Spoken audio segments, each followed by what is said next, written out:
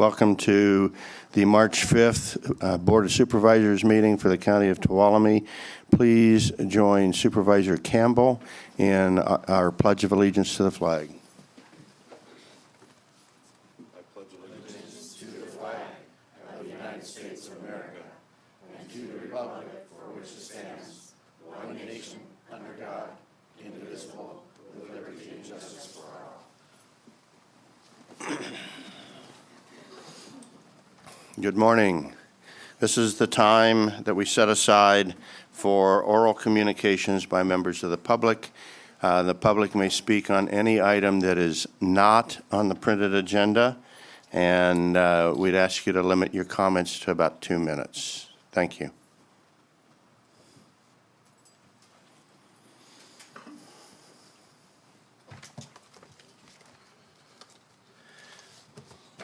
I have a copy of my remarks here for the clerk and the board.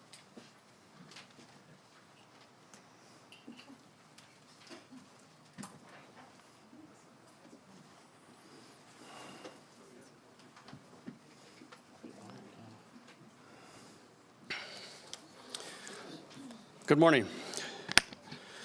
My name is Larry Crabtree. Thank you for the opportunity to speak to you this morning.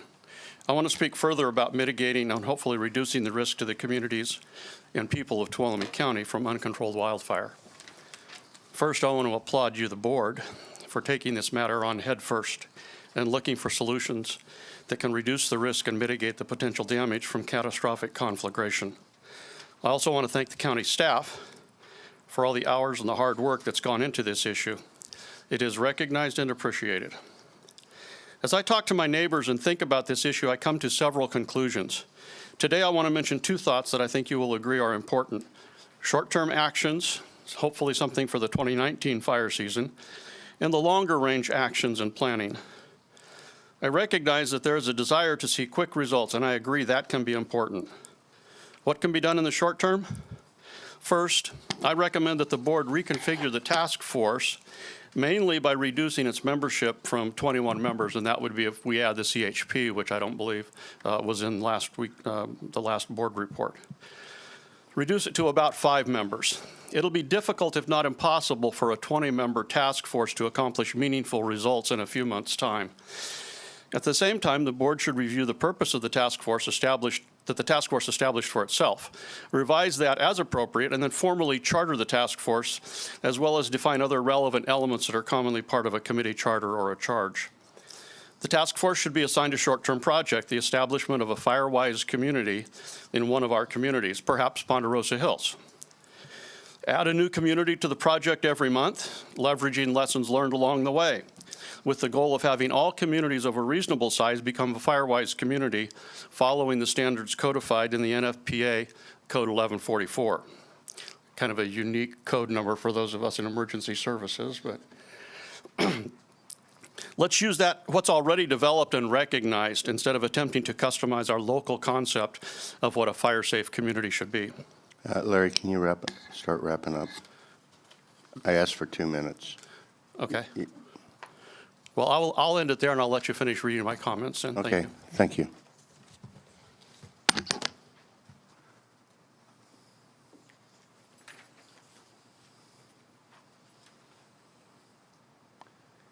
Good morning. I'm Deb Eskew from the Veteran Service Officer. I'm the Veteran Service Officer for Tuolumne County. But we just got done with our legislative conference this last week in Sacramento, and there's, as of February 19th, there's a huge change in the forms and how we do supplemental and appeals court. And the reason I'm bringing this out to the board is because we are aware that other organizations are doing claims for our veterans. And it was brought up at the conference that these organizations, a lot of these organizations do not have the new information, and we want to make sure that that gets out. So February 19th, whole new Forms and Appeals Act has come out. Also, the second thing is I brought some handouts, our annual report, and I have 5 of them. The key pages that I would like you to look at when you get a chance is 7 through 13. That's our income that we bring into Tuolumne County, over $22.5 million between pensions and compensation in our vet population. And the most important article is article page 23, and that's an article about Michelle, one of the VSRs in our office. And lastly, April 9th, please mark your calendars, at 11:30 in our office on Hospital Row. We are going to have an open house again, and we're going to have chili this time. So if anybody wants to bring their special chili recipe to us, April 9th, 11:30 to 1:30, come and have lunch with us and meet the office staff. Thank you. Thanks, Deb. And that's really for people out there. It really is important that you work through if you're a vet, and I am, it's really important that you work through the vet's office to make sure you get your benefits right. I appreciate everybody else's help, but those folks are trained and they know what they're doing. Yes, sir. Morning, Chairman Rutherford, board members. I'm Mike Olenshock. I'm the director of Sierra Outdoor School up on top of Big Hills, Cedar Ridge metro area. And I'm here to talk about the Q and Mill issue and my disappointment with a severe lack of communication on the part of the county. Once we do get county resources there, those guys work their tails off and do a great job. But trying to get the message out and trying to communicate with the county is extremely difficult. Press releases are useless as far as schools are concerned. I stopped at Bellevue Elementary School and met with the principal this morning. She has had no contact from the county about the closure on Q and Mill and how that could impact her busing. You know, the road's supposed to be closed down anywhere from 12 to 12 or from 1 to 10. If that road gets closed down between, 2 and 5 or 2 and 6 for that 4-hour period when they need to get that work done, then all of a sudden we've impacted all the bus runs for Bellevue. It also impacts the bus runs for Sonora High School, and in some cases we may have issues with Columbia. I have issues when I don't get contacted that multiple vehicles or traffic is being redirected through Old Oak Ranch Road, through my facility, down through Old Oak Ranch Conference Center. I'm the one that's usually on the phone making sure that there's traffic control on both ends because of the choke point the last quarter mile as Old Oak Ranch goes up to Pack Trail and Cedar Ridge. And if we don't have traffic control in there, something catastrophic is going to happen. So the county needs to do a better job in communicating with some pretty key stakeholders in that area. The number for county roads, the 533-5601 number, that's not an emergency number. And we have emergencies out there in the middle of the night because my staff and myself, we're out there clearing the road and maintaining the road. So we need to just do a better job. Thank you very much. Come on up, please.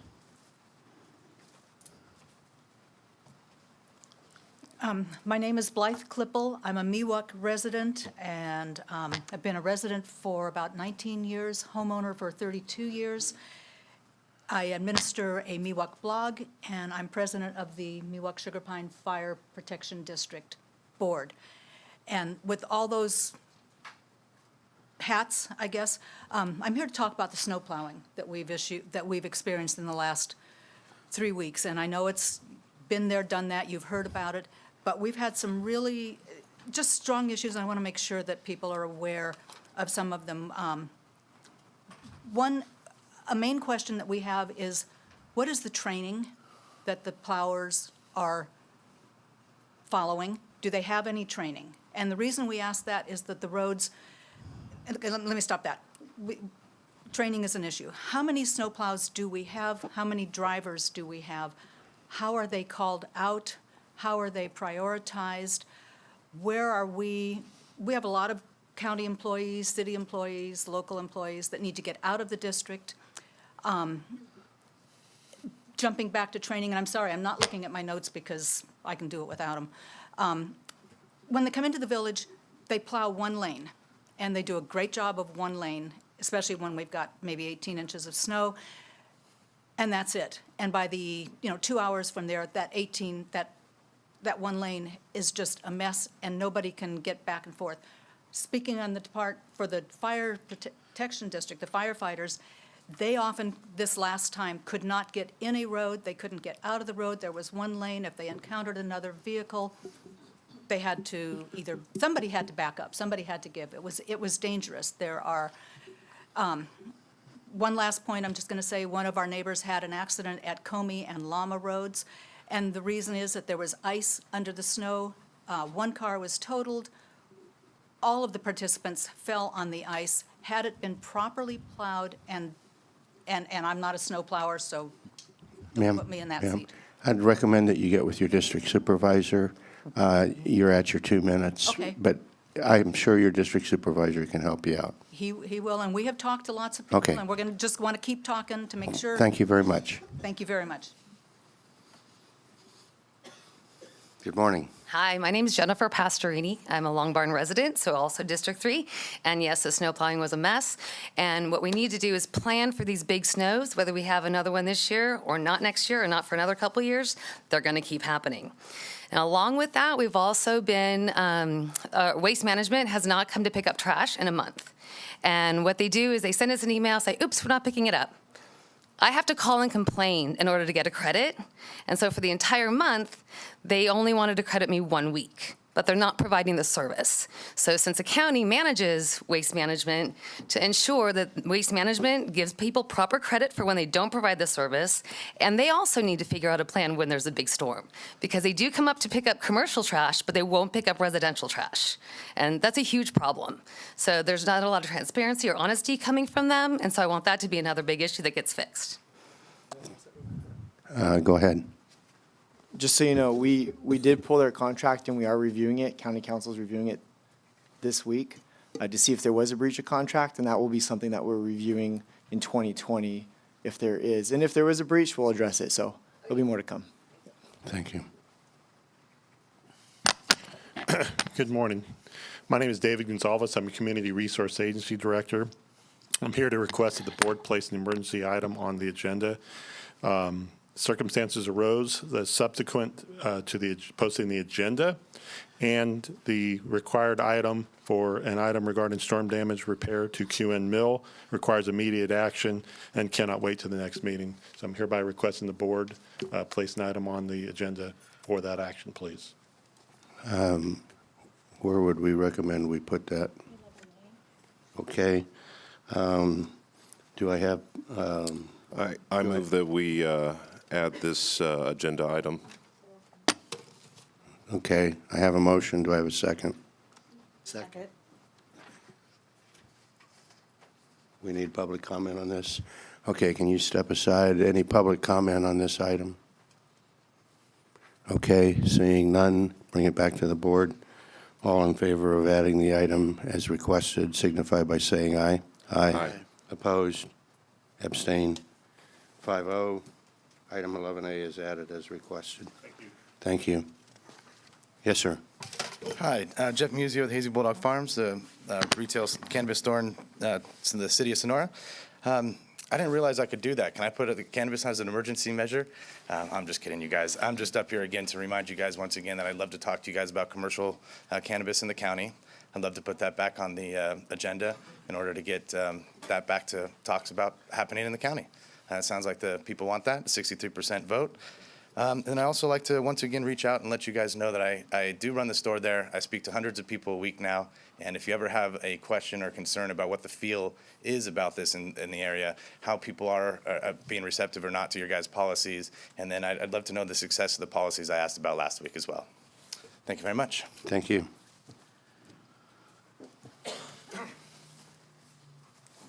Hello, my name is Sean Robinson. Again, I'd like to bring the Measure M back up on the board too for legalizing cannabis growing.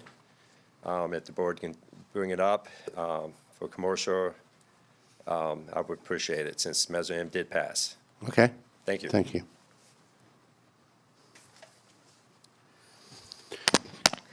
Good morning, Tracy Riggs, County Administrator's Office. I just want to take a moment for some good news here on behalf of our staff. We had an issue with an individual, an employee, who had filed a workers' comp claim. because our staff works so closely with our claims administrator, they look at anything that looks odd or abnormal. They then approved surveillance, and upon the surveillance, what they determined was that the activities that the person was really engaging in were much different, that were limited by the physician. Our staff then worked with District Attorney Laura Krieg, and they were able to press charges. This person did plead guilty to those charges. And in the meantime, our two staff, so Barbie Plowman and Ann Frem, did receive this little boxing glove award for their work on those workers' comp claims. So just make sure you're aware of the work on behalf of everyone to take care of this type of stuff. And I'm going to let you do this. Okay. Good job by the staff. Good morning. Good morning. Eric Garrett, County Administrator's Office. Just some more good news. A lot of you had a chance to meet Roger Root already, but I just wanted to say officially he started this Monday as our new IT director. He's got about 25 years of experience, mostly in the private sector, and so he started this week, and we're hoping a lot of great things for him. So here's Roger. Hi. Good morning. Welcome aboard. You probably, along with your 25 years of experience, you've probably got about 25 years worth of problems to solve. So, welcome aboard.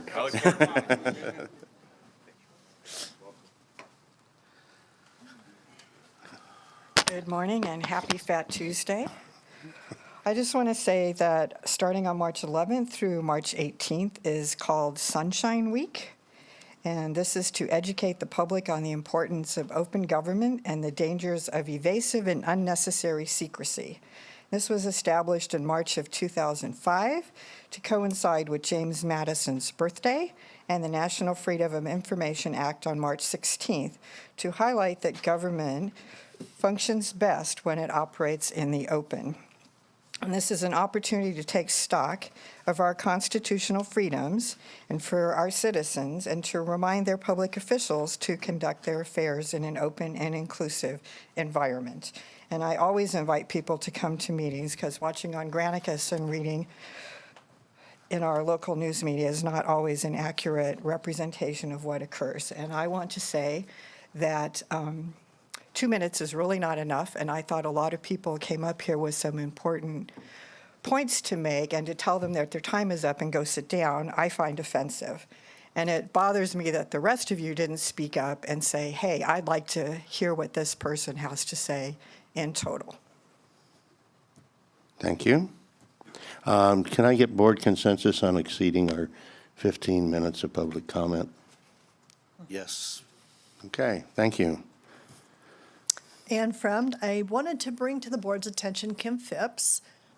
She's not thrilled about this, but she was recently promoted to a senior HR analyst.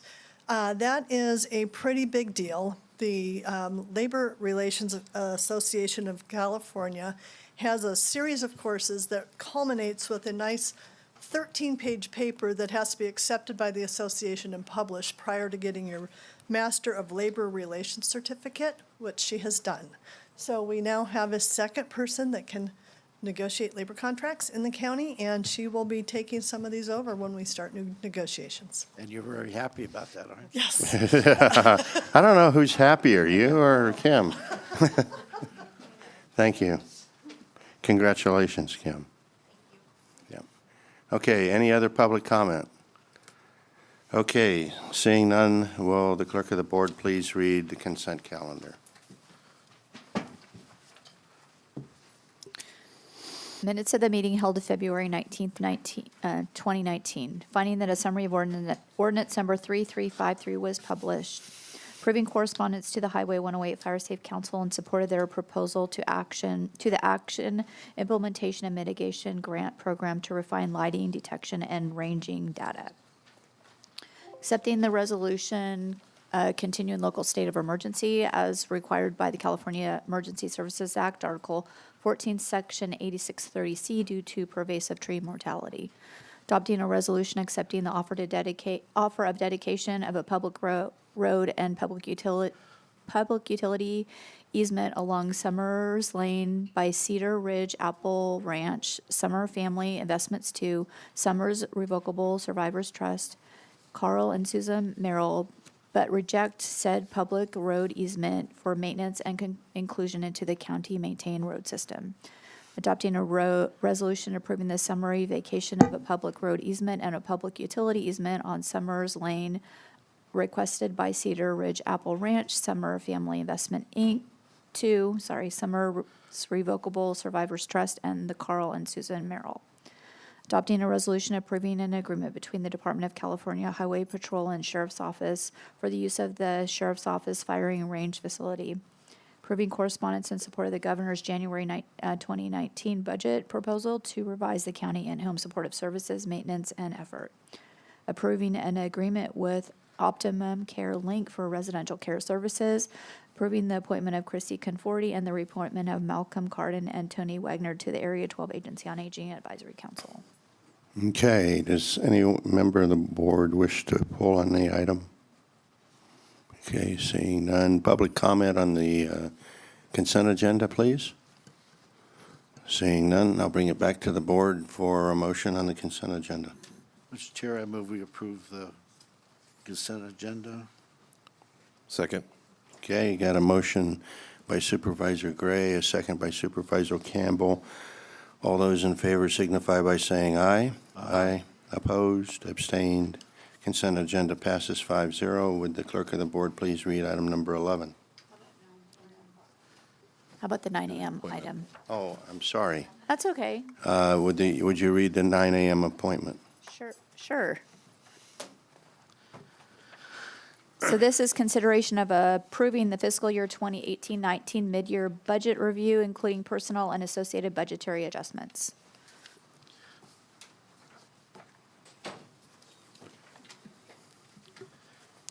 Madam CAO. All right, good morning. Tracy Riggs, County Administrator's Office, and with me today is Assistant County Administrator Eric Earhart. So today's the time we want to go through the mid-year budget review. As some of you are aware, this is the time of year in which your board gets an update on how we are performing under the current year budget. Before we did that, what we wanted to do was just take the opportunity, especially for our two new board members, to kind of have a broad view of our budget as it was adopted in September. And then kind of go over the process, and then what is it that the department heads, the auditor, controller, and myself have authorities to do to help keep that budget moving along, and then what is it we need board authority to do, and that will take us then to the mid-year budget. So with that being said, we're going to go ahead and go through the presentation, and then we'll move on through the rest. So in our budget, there are three types of, and it's not necessarily funds, but we have governmental funds, enterprise funds, and internal service funds. This is a list of our governmental funds. So as you can see, it ranges everywhere from the general fund to roads to fire, solid waste, social services, all of your human services funds are in there. And this will tell you how it is that those governmental funds are being expended. So you can see, with general fund, we have close to an $80 million budget, and it takes you through each of the other funds to see approximately how large those funds are and what they're expending for this current budget. Our enterprise funds are ambulance and airports. As you can see, the ambulance fund is the larger of the two, with approximately about a $7.5 million budget, and airports is quite a bit smaller. And then we have our internal service funds. The internal service funds comprised of the insurance, workers' compensation, the employee for liability, telecommunications, post-retirement, and unemployment. And then here is the size of those budgets. So you see with group insurance for employees being the largest part of those funds of what we expend in a year. Doesn't mean it's the balance in the fund, it just means what the budget is for the year. And this is just a quick slide to kind of show you of all of the revenues for the governmental funds, this is how it's comprised. So as you can see, the intergovernmental revenue, which is mostly your state and federal tax, or not taxes, state and federal revenues are in the blue, and then the actual taxes, so property taxes, sales tax, TOT, that comprises most of our funds for the governmental funds. And then we have charges for services, other types of funding grants that come in, and it just kind of gives you a very high-level view of how the revenues are generated. And then this is expense by type, what we were trying to do, and this is actually pulled straight from the state controller's reports. So how is it that for all funds, how are those funds being expended? And in this, you see general government is the top, the highest budget has the most, with public protection being second, public ways and facilities third, and so on as it moves down. Just for general understanding, general government is comprised of Board of Supervisors, CAO, Auditor Controller, Tax Collector, Assessor, IT, those types of departments. And your public protection is not just law enforcement, but it's law enforcement and fire, your district attorney, animal control, public defender, those types. And of course, your roads and engineering, and then your public assistance is going to be your social services and human service funds. And then general fund budget by types of services. So now what you just saw before was all funds. This is just the general fund.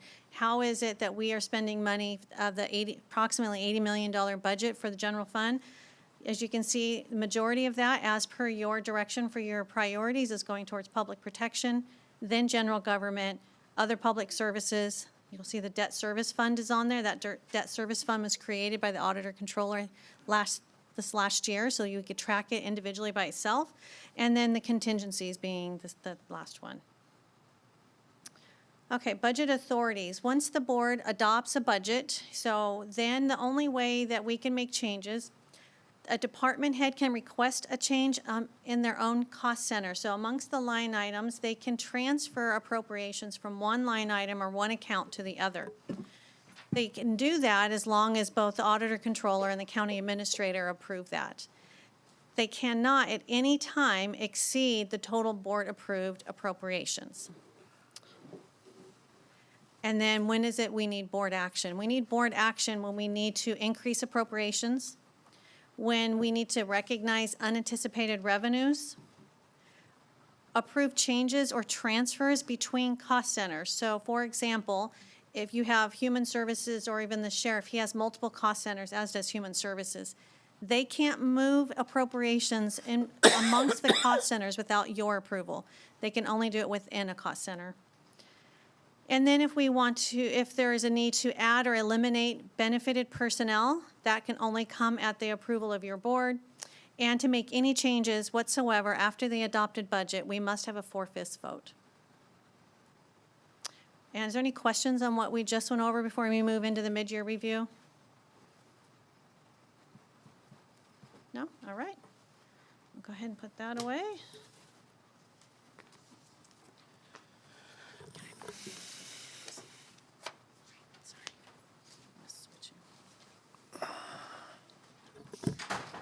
Okay, so now we're going to move to the memo. You have a hard copy of the memo on the dais there for each of you. It also yours has tabs like the one here. Each of those tabs brings you to an attachment. So it makes it a little bit easier if I'm referring to attachment for you to get to it quickly rather than trying to do it on your tablets. So one of the things we want to start out with, and I've tried to talk to a few of you about this. This is a little bit different than what we've done in the past. And we start out with that in the beginning. I will tell you, before we balanced all of the cost centers were in balance except for the general fund, and we'll go through that. And as you see in your memo, the amount needed to bring the general fund in balance is about $32,000, and the only place that we would have to take that would be contingencies, but we'll go through the detail as we move through this. As you may recall, your board approved some cafeteria, and I was asked to explain what does cafeteria mean, and it's always good to slow us down to remind us to do this. So in cafeteria, essentially, there are choices when an employer may give a certain dollar amount for employees to use towards certain types of programs or benefits. That could be childcare, medical, dental, vision, and that's why it's called cafeteria. You get to a certain degree, pick and choose how you would like to expend it only on those approved programs or services. So during the year, we became aware that our employee insurance through PERS, Blue Cross, was going to change significantly. And when Human Resources came to us and started showing us what that impact could potentially be, we then went to our employees and began negotiating a way to mitigate or to minimize the impact that might have. The way that we did that was we eliminated the ability for some cash out. We also increased the benefits, so amount of money that an employee might receive towards health insurance. As a result, we would have had the net impact, and I'd have to look at Ann and Debbie specifically, I think it would have been around $2 to $2.5 million for a full year. This year, the impact would have been about $60,000 to $70,000 in the general fund alone. The reason that we're not seeing that impact is Eric worked very closely with department heads because we have a lot of vacancies. We took those vacancies into consideration, and we then, what we were able to do through the vacancies is essentially there's no net impact for cafeteria in the general fund. Now, I will tell you, when you look at the attachment H, that is where all the detail is for each of the cost centers. There were some, for example, maybe I'm going to say the sheriff, a few of the sheriff's cost centers, their costs went up, but maybe some in some of the other cost centers could have gone down. Those were balanced against each other. So as I start talking you through some of the changes here, I'm not speaking to cafeteria because we balanced those needs against each other so that they were a net zero for the general fund. Does that make sense? Okay. The other thing that we usually do for mid-year is we give you, do you have a question, Anaya? Are you moving on from cafeteria? I was, yes. Quick question. So you're offsetting it by the vacancies? The vacancies, correct. So what happens? And against each other. So if one had a savings, another had an increase, that helped to offset the increase in the other cost centers. And the whole purpose of this is because PERS insurance the rates are going up. Some of the rates actually went down. Down. But the ability and the benefits to the employees were changed so that they were not able maybe to cash out, which they would have been able to cash out more in the past. So in the future, if we fill those vacancies, is this going to Yes. creep up Yes. on us? So the cost for next year would be approximately $350, I'm going to look it back at Deb, about $350,000 for the general fund. Which, remember, it would have been about $2 to $2.5 million had the board not taken action. So we're going to be doing the same thing next year where we have, looking at vacancies to offset it again? We always look at vacancies. If we have vacancies, we always work with the department heads when they think that they will fill those. And as we get further along, you'll see we also have vacancy factors in some of our public safety departments. Is there a possibility that PERS could recalculate, it could change again in a year or two? Absolutely. So in January, we could be looking at this again. And we look at it every year to see what that impact might be when those rates could potentially change every January. And the overall impact is it's getting worse? Or it changed. It changed? Yeah. Okay. So for you. There's no way to predict the future? There's not. So we had one, actually, the PERS Select went down significantly, where we saw an increase in PERS Choice. Okay. It could change, and we've seen it in the past. You do this, so you get more people in PERS Select, and next year, the PERS Select might go up 25%. We just don't know. Okay, thanks. Yeah, you're welcome. Okay, so the other thing we generally do is, in mid-year, is you will see in the past, I would have given you a line item detail that would have, every single cost center that required board approval for changes, you would have been given that. In the past, you approved that, and then it would have been given to the auditor controller for her staff to key it in. The magnitude of changes that would have been required, considering that we have just touched every single cost center in the entire county for cafeteria, it would have, and in addition to the other changes and the reorganizations, there would have been hundreds of line items. So Debbie and I worked together to try and figure out the best way for us and for her staff to do this that would be most efficient and least chance for errors would be me not hand keying them and then her staff not manually keying them into the system. So what that means is we are asking that you would give us, and we'll go through this, but we are asking you would give us the authority to take what's in the budget system right now, which is fully balanced as it would have to be to bring into finance, and we would then import budget into finance at mid-year, negating the need for all those manual typing in of every single line item. So And this is the way of the future, right? yes, We're in the future, yes. So basically, what we're doing is we're going to the way that you and Debbie and the staff are going to prepare the budget with the new finance software, et cetera. Exactly. We're making the transition or trying to make the transition at mid-year. Yes, eventually the hope is that with our new system, we won't have all of these manual calculations that we have to provide to you now. Thank you. At least that's what both Debbie and I are really hoping anyways.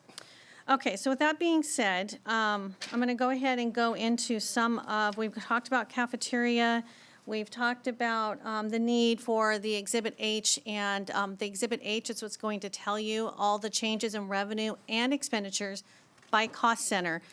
There will be more in there than what you see outlined in your memo. The memo is where we are needing your board authority outside of cafeteria. So if there were cafeteria changes, I didn't write about those because we've explained and your board had approved those changes earlier in the year.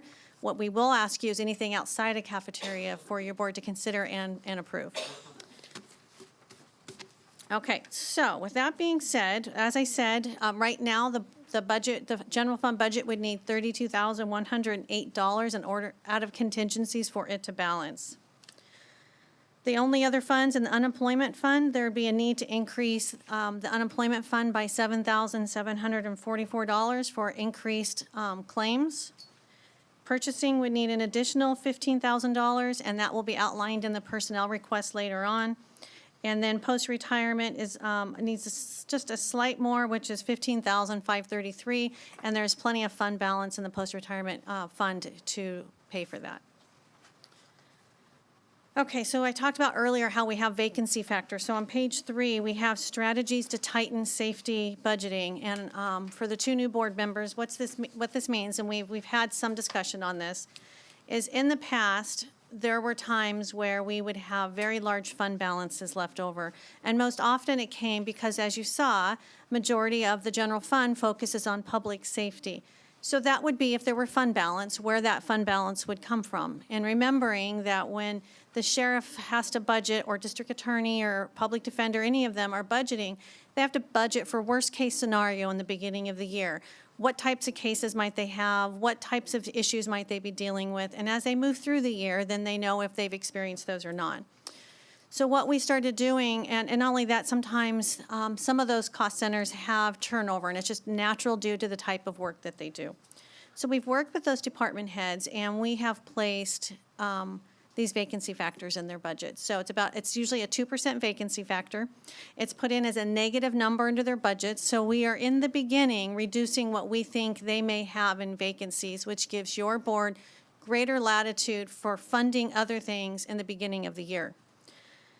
The other thing we've done in the sheriff cost centers is they have what's called 4850 pay. When a deputy is injured, they receive their full compensation, but it's paid for out of the workers' compensation fund. So what we do is we look at what has been the history and the history of claims or injuries in the past. We average that out and we place an amount in their budget. So 60%, say if we say $400,000, 60% goes into the sheriff's cost center as a savings, and 40% would go into the jail. That means we put a negative amount in their salaries and benefits because we know those amounts will be paid out of the workers' compensation fund. What we do is we work with human resources and the sheriff to see where are they on those injuries. Do we need to add or take away from what we've estimated in the year? But what happens as a result of doing and tightening those budgets in the beginning is we have lower fund balances now at the end of the year. And that was where the board had directed us. You wanted more flexibility to do programs at the beginning of the year and not have such a big fund balance at the end of the year. And that's what we've been experiencing these last few years. Okay, so I'm going to go into general fund. I don't want to read the whole memo to you, but I do want to, especially since with our 2 new board members, I want to make sure that we go through this and I give you plenty of opportunity to ask your questions if you have any. So in all of these, remember, we've done a lot of balancing. What happens is department heads estimate revenues and expenditures every time we go through one of these budget reviews. The only time you'll see us write in these is if we need to recognize unanticipated revenue with usually offsetting expenses, or we just have some additional expenses we need to place into those cost centers, and that can only be approved by your board. So I'm going to go through some of these. You'll see where we have changed a lot of them. Some of them, for example, when you see on here, the first one is Board of Supervisors. We had change of board members. That means we had to look at maybe someone was not taking insurance and someone else is now, or other things that we have to factor in. Those adjustments have been made in here.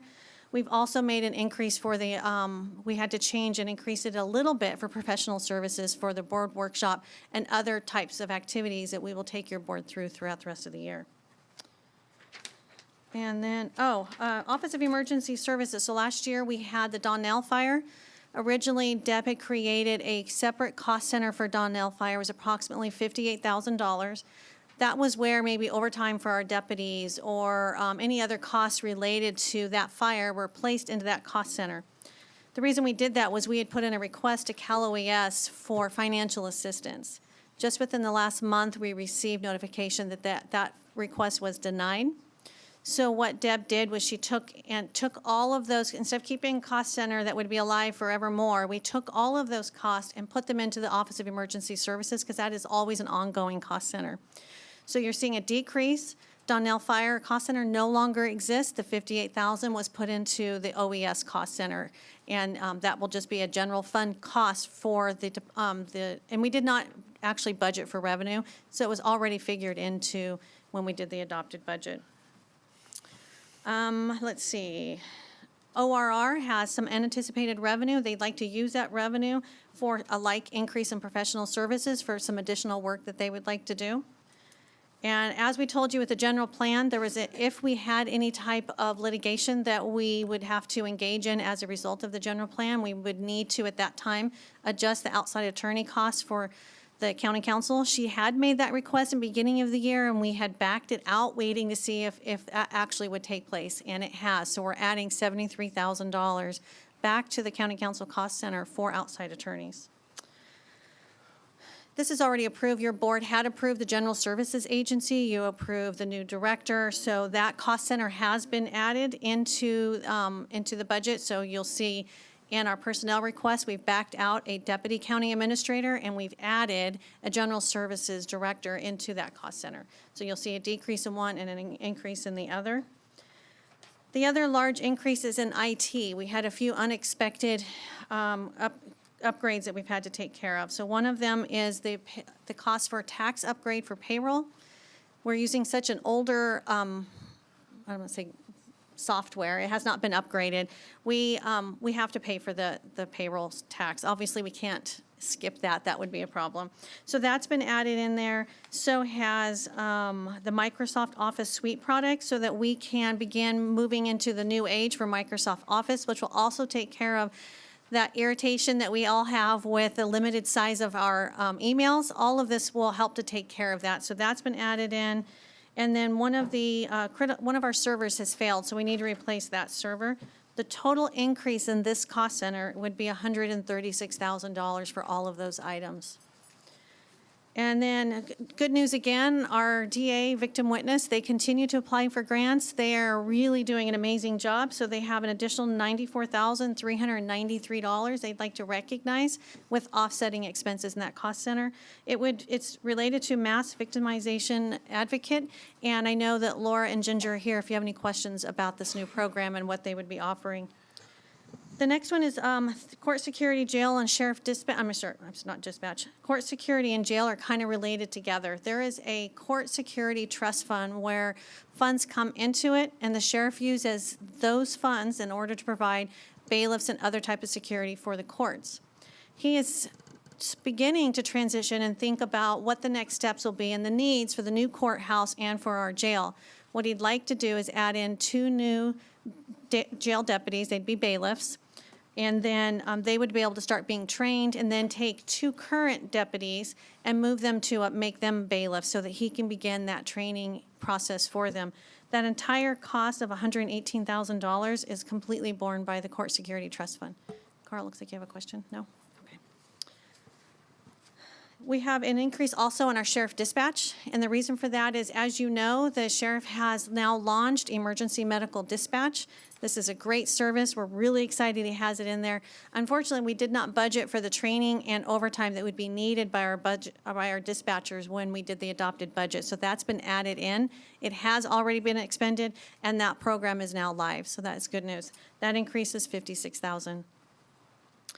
And then the Ag Commissioner has some unanticipated funds. She wants to use this for some unmet needs, and also they have a few vehicles that are really old and not necessarily safe to expect them to drive around in. So she'll be shifting some funds in between a couple of cost centers and a trust fund in order to buy the 2 new vehicles and then meet a few other unmet needs and a few minor unmet needs outside of the vehicles.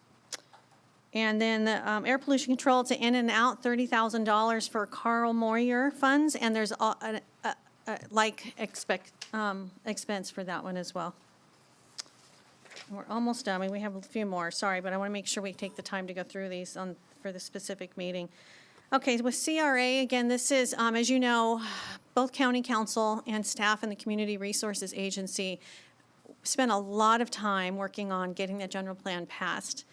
And now as we move into litigation and some time that might need to be spent there, as well as keeping our assistant director over there off of the counter, they're asking for an addition of $48,000 in professional services. And that is to, again, outside plan check, that type of stuff, so we can keep these projects going and you don't have your assistant director standing at the counter doing some of that type of work.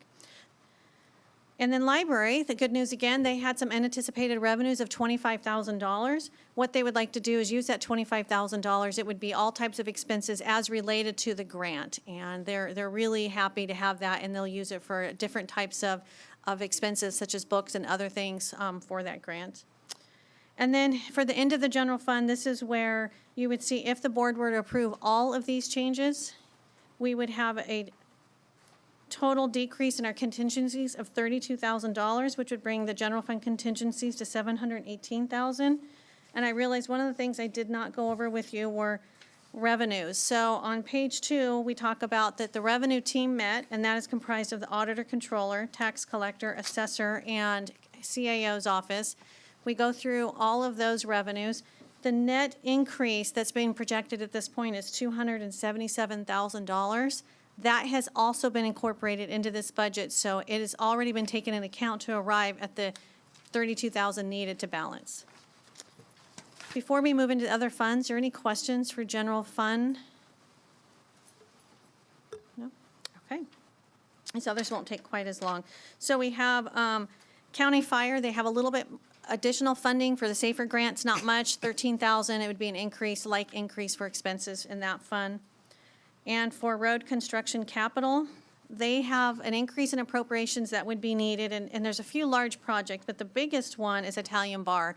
That one project is $1.4 million more now that they've gone out and done some of the engineering and initial work. It's more than what they had anticipated.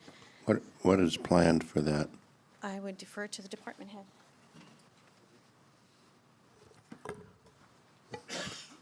I didn't want you to walk all the way over here and not have a chance to speak. Thank you.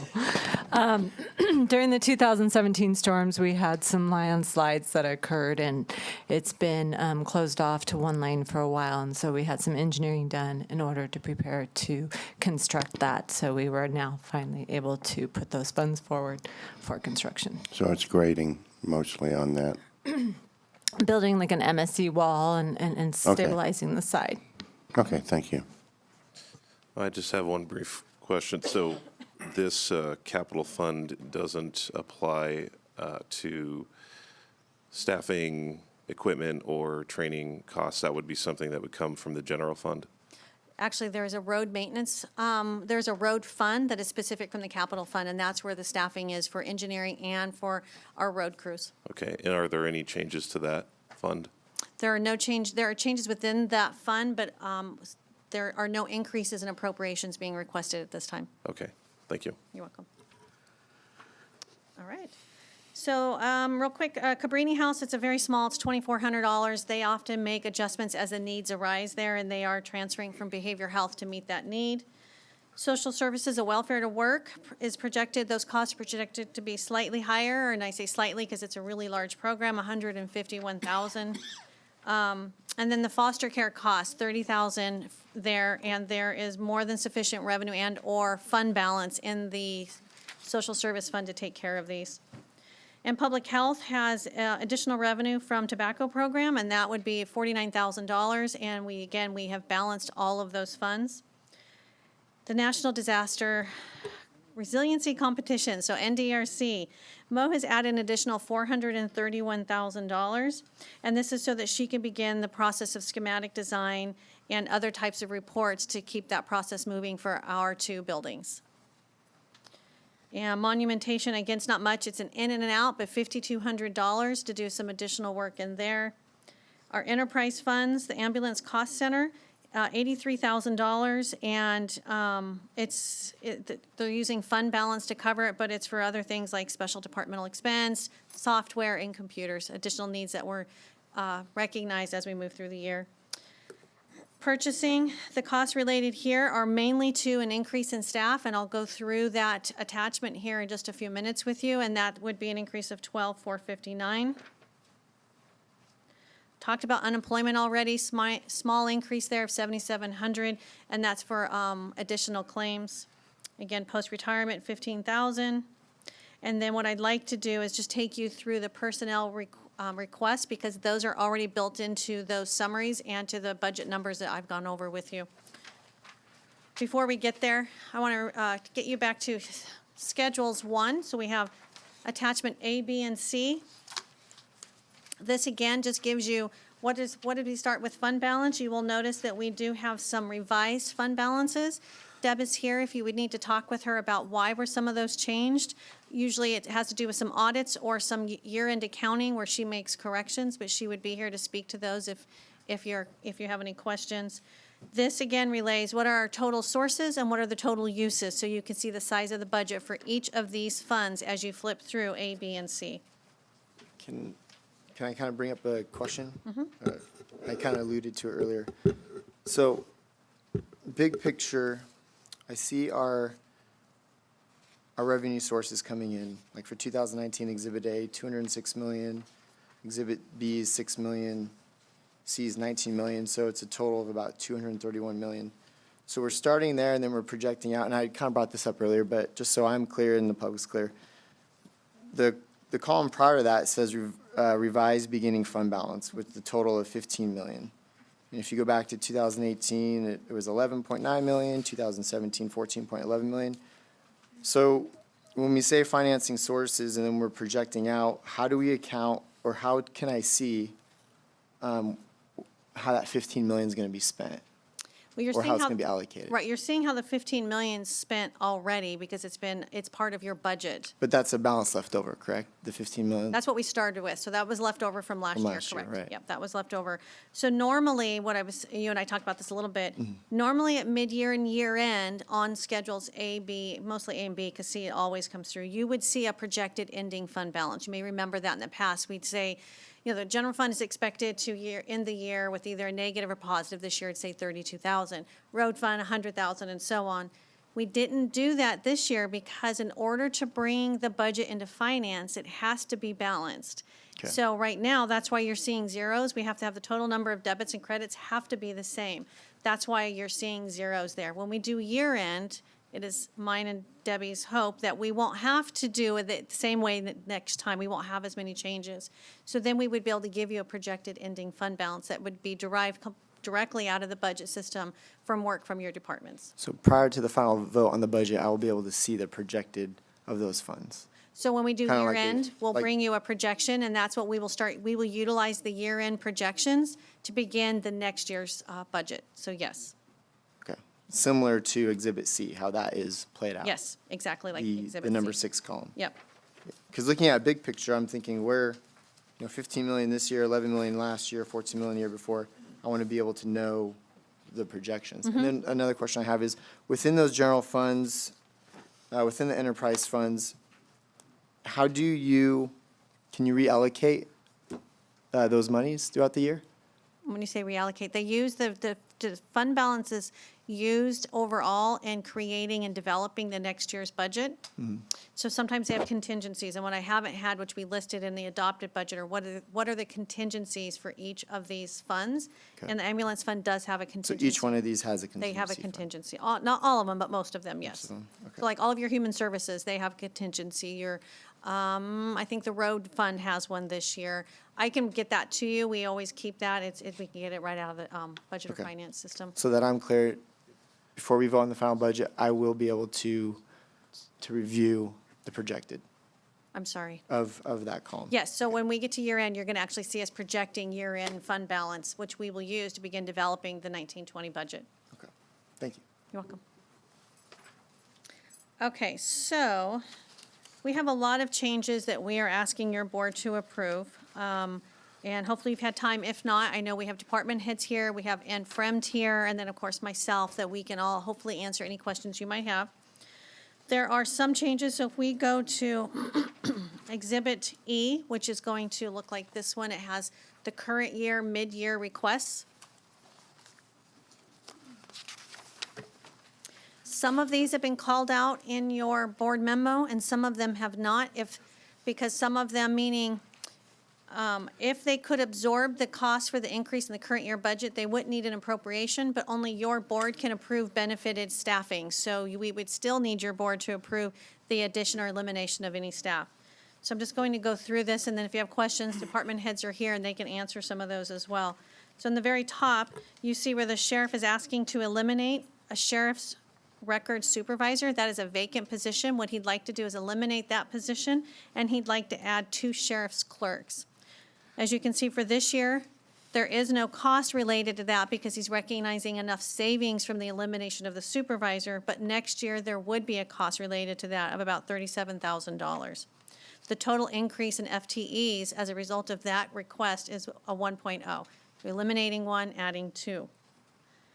For the jail, he's asking, like we talked about earlier, 2 jail deputies that he would start training as for court security. Funded, they're fully funded. There's 2 FTEs there. Community Resources Agency, this one is actually a conversion, so we want to convert an administrative assistant to an assistant to department head. Many years ago, we actually had the classification assistant to department head. Some of you may remember that. It was later kind of eliminated, and we went to some different types of positions. Department heads are finding they really need that assistant to department head. It really is kind of like an executive assistant, like a Christina in our office or a Leah in Sarah's office. It really is someone that is working just for them to keep them organized, keep tasks going and such as that. So David is asking that he would convert one of his positions to an assistant to department head. And as you can see, there's a minor increase this year of $3,500, and next year the increase would be $11,500 for that position. And then in our general services unit, we've talked about this in various times when we've talked about reorganization of the county administrator's office, moving departments out of our office, and then creation of the general services director. Daniel Richardson is that general services director, and these are some of his requests, which he has reviewed with your board in the past. So some of those would be in each of our cost centers or departments that the general services director oversees. Most of them have either a manager or a director, so he has someone he can rely on for the day-to-day activities. Except for recreation. Recreation has 2 supervisors. Those 2 positions, unfortunately, do not work at like activities. One of them manages Standard Park, does an excellent job at that. The other one manages all of the staff, the recreation programs, the budget. So what we're asking is we would reclassify that position that is doing much higher level work from a supervisor to a manager. That then gives him also a manager that he can lean on for the day-to-day activities of that department.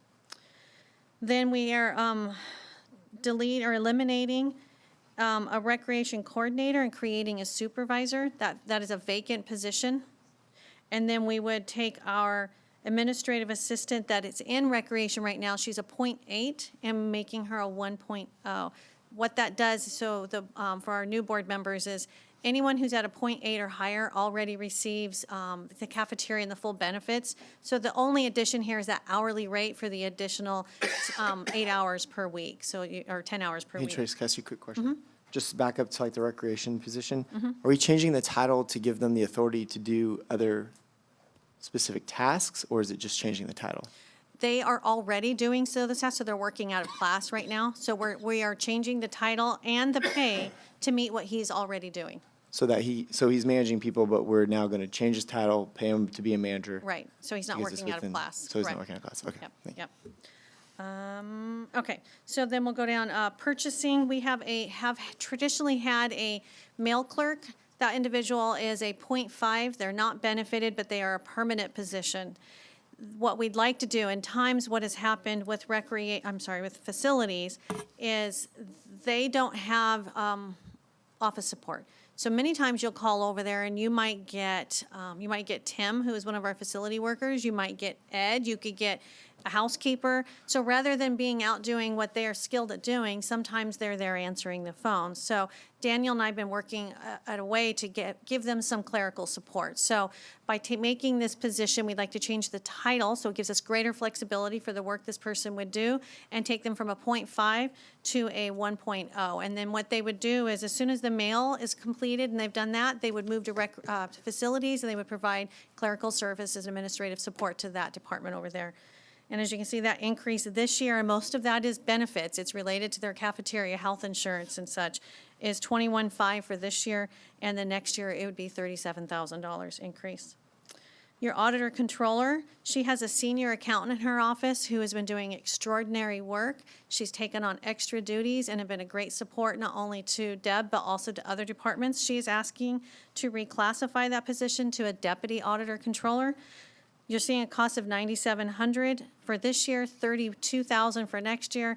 This year, Deb is able to, because she's had some vacancies in her office, there's no increase needed in appropriations for her to make that change this year. But next year, that increase, as would all the rest of these, be built into the budget next year. Let's see. So Tracy, just for like situational awareness out there, do we have a forecast yet for what we think our revenue, our budget revenue picture will be next year? I mean, we're talking about making some increases that are going to impact next Right. year. I don't have a specific dollar. Debbie and I have been talking about that and our concerns related to the PERS fixed costs. We've all talked about that. Board-approved compensation adjustments that'll take place in July, as well as the increase in cafeteria loan. We've not sat down to go through like TOT and sales tax. We will do that starting in April. Okay. Yeah, so unfortunately, I don't have that specific information. And Debbie is here too, if you wanted to ask her any questions, of course. Okay. But I guess then not having that, you and Debbie are fairly comfortable making these commitments into next year's budget? I'm not sure comfortable is a necessary word. We feel like we need these changes in order to continue the workflow that's taking place. But next year will be, as every year has been, but next year will be a difficult year. Again, the PERS increase alone, I'd have to look at Deb, is that like $1 million for just the PERS fixed? She can come up, should I see her?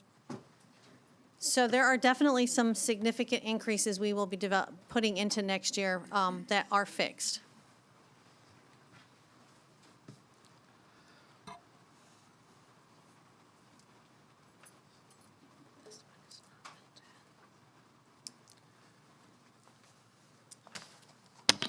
Is Batista. Debbie Batista, I'm the county clerk and auditor controller, at least for this moment in time. Supervisor Kirk, if you want to know what the fund balances are being projected for all of the different funds, if you go into the funds and you look at what the contingency is, that's the fund balance. So for example, for your general fund, what we are projecting the fund balance to be at the end of this year is that $713,000. Next year. Next year is going to be a tough year, as Tracy has outlined, for lots of reasons. If you just look at the fund balance, we're saying we're going to go from about a $2.7 million fund balance to a $700,000 fund balance. We all know that the $700,000 fund balance is really understated. We always do better at the end of the year. We're not going to do millions and millions of dollars better, but we will do better. We have some expenditure, as Tracy's already lining out. We have expenditures for PERS for the general fund alone. I think that's about $700,000. We have the cafeteria that we have to look at for these changes.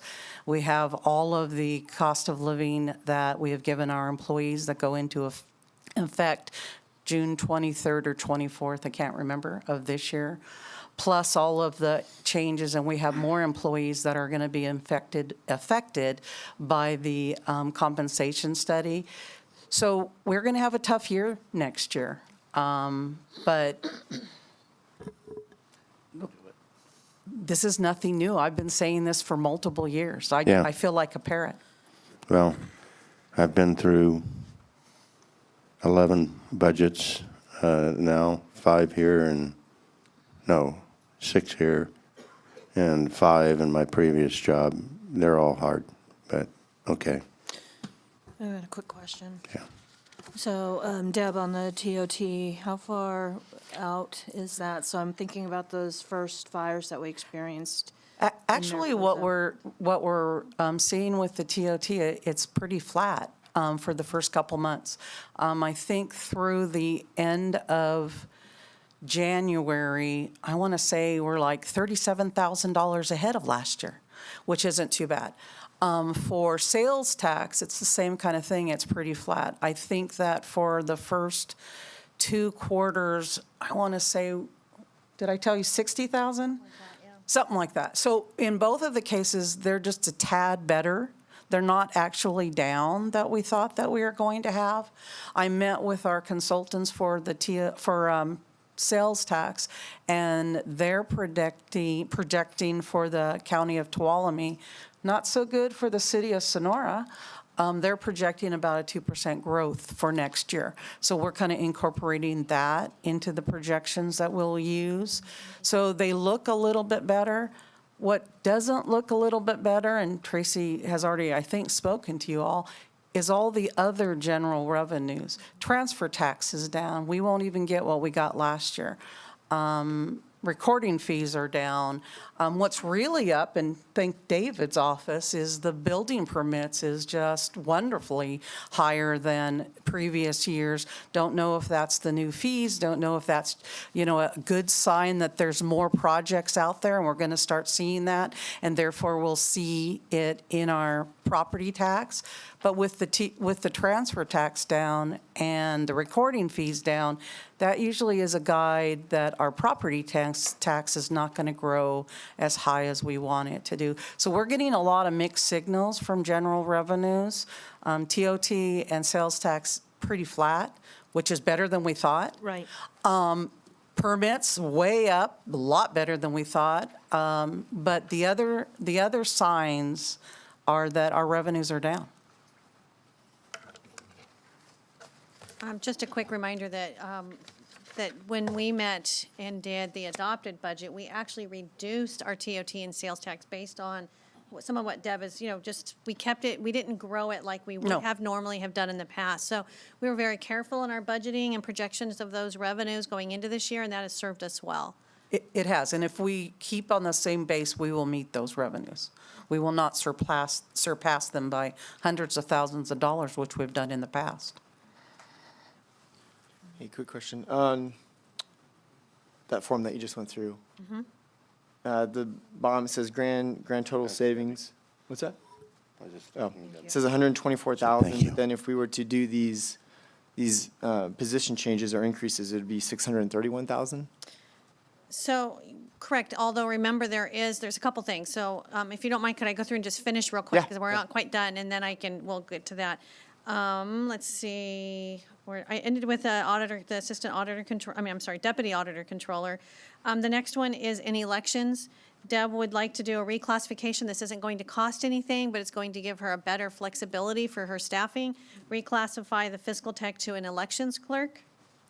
ED, the economic development director is listed in here, but just so you know, that is not part of this budget package. So we'll go through that in the next item.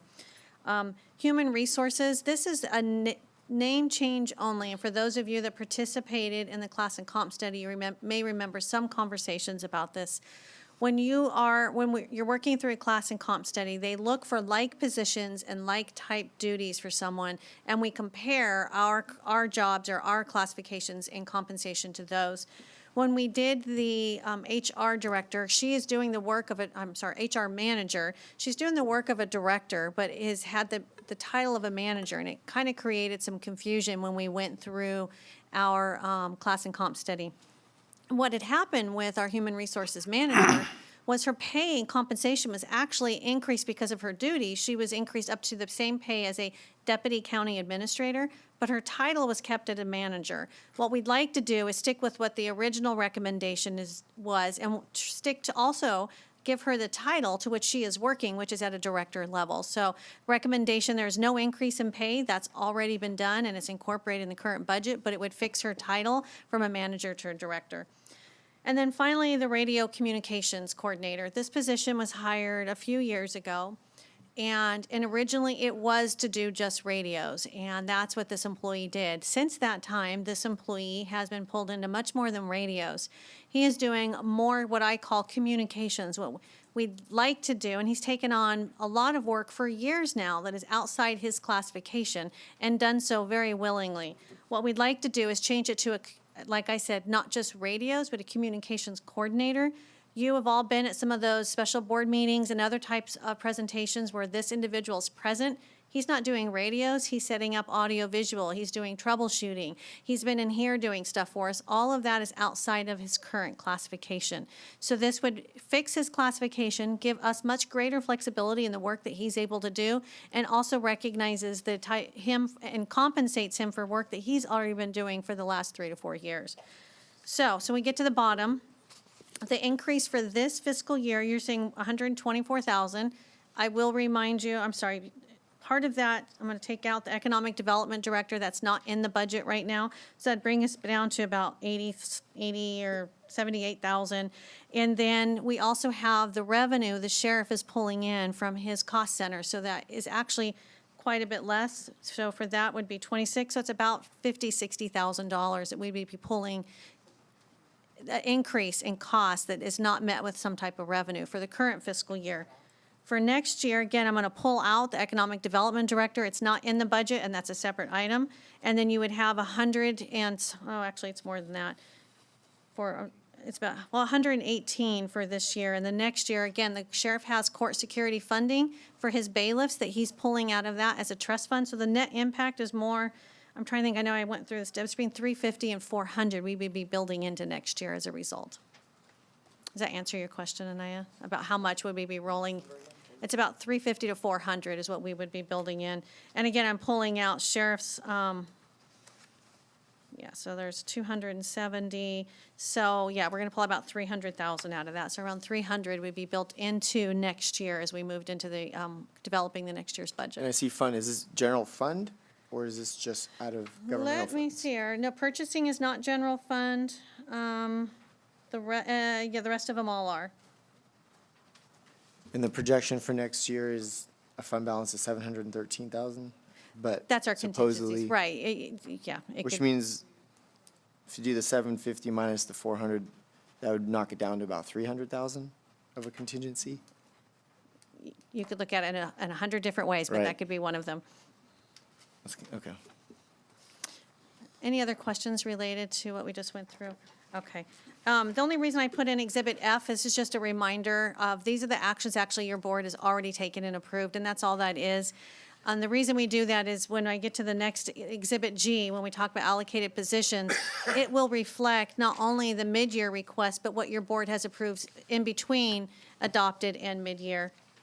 And then Exhibit G is our allocated positions by departments. And you can, this is when you get in, when we do recommended and adopted. So we're going from 838.28 benefited positions to 842.98, and a total of 4.7 increase overall for all, rather, it's not just general fund, but for all funds. 600, did I say 4? 800, I'm sorry, we do not have 800 employees. Thank you, Eric. Couldn't find that 600. figure here. I'm just making numbers up, yes. So 600, yes. So we went from 638 to 642. Sorry, I'm jumping up there a few hundred. So about 4.5. Yes, about 4.7 altogether. And remember, 2 of those are specifically to meet needs as the sheriff's working towards what that new world will look like as we move into a new courthouse and a new jail. Yep. Okay, so H, again, what H is I have given you the general fund revenues, general fund expenses, and then other funds. It shows you the change by cost center.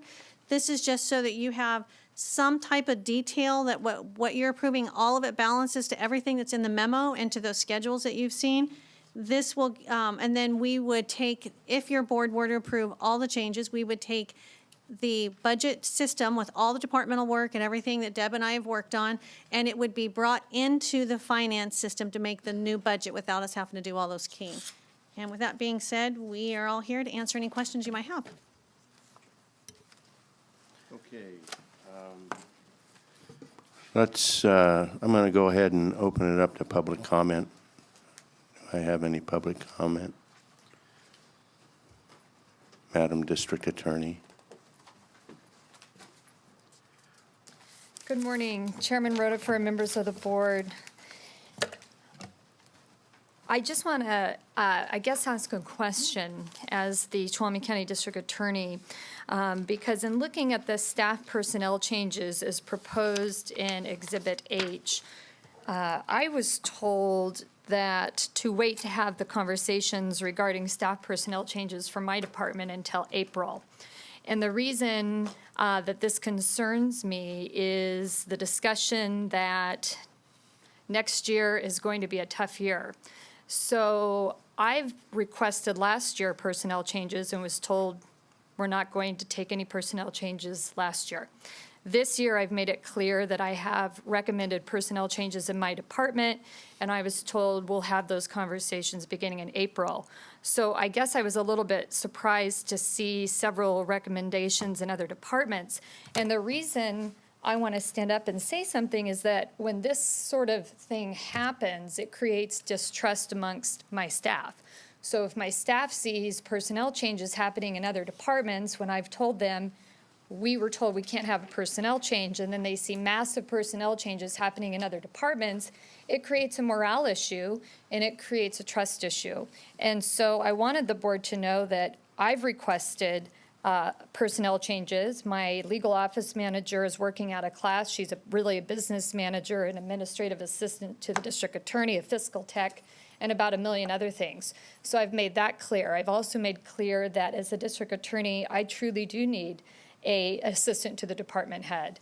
As you are aware, we have taken on huge changes into what we do, both from state requirements, as what the district attorney's office does, as well as county things.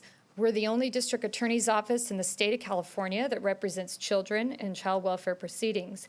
That's a revenue generating item that the district attorney brings revenue into the county in that role. We're also a county that has a state prison facility. We actively and aggressively prosecute the crimes that occur in that prison, and we bring in revenue. There's other district attorney's offices that refuse to do that work. So even though we're not a revenue generating department by definition, we do extra things to generate revenue for the county of Tuolumne.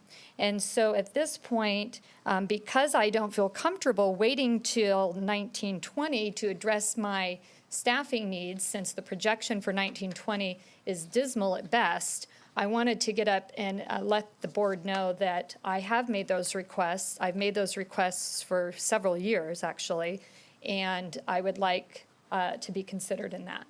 Thank you. Thank you.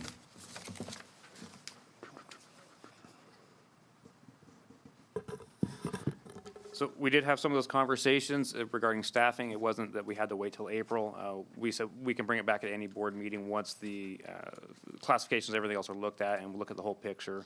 So we are looking at that, and it's not something that we necessarily have to wait until April to do. We can do it at any other board meeting that your board would like. Just real quick, one other thing is normally, Laura's right, normally we do tell people for, other than when we're doing reorganizations or because you have grant funds mid-year, we do normally try to wait until April. And so her and I had conversations in the past. When you're looking at adding positions, normally those come in March or April, and then they are used to develop the next year's budget, so. You know, I've long had and have on occasion expressed my concern that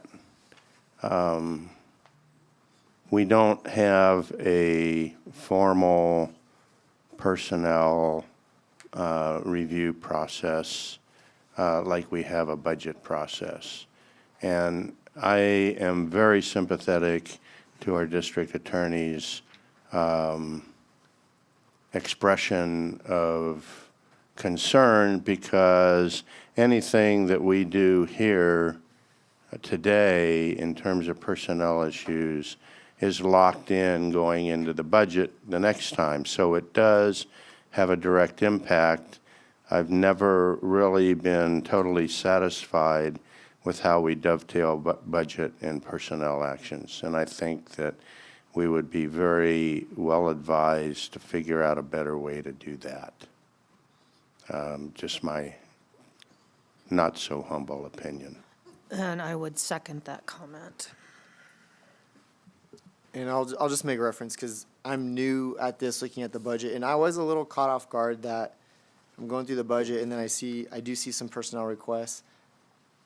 I kind of want to stay big picture, look at the overall budget, and I would really like for your office to meet with these agencies, because I think being transparent and fair is the best way to operate. And if we're talking about morale, you know, we're a tiny community, we're a small government. You know, we had a great retreat where we communicated, and I don't want to undo progress. I think it would be great for every department head to voice their concerns, and whether or not we can make their dreams come true, it's not going to happen. But if we can give everybody a fair share at the table, I would rather wait to do that than to approve some of these staff changes. And you know, and it's nothing against Richardson, but our first board meeting, we created that position in that office, and I didn't know what the process was. And had I known, there may have been an opportunity to get everybody together and communicate, then I probably would have waited to even change that title. So I hear what she's saying. I think she's echoing what a lot of people are feeling, and so we should pay attention to that. Okay. Any other public comment, since I kind of got interrupted public comment? Get back to the Well, subject from my at hand. perspective, there's been a lot of conversation here where you're down in the weeds, and I'm wondering why this didn't go to the Finance Committee first. Because then department heads could have all have participated, and you could have had a down and dirty conversation, in a sense, instead of it taking place here. Okay, thank you. Yes, sir. Hello. And sorry, I would just say that, you know, we have two new board members here who are learning this process.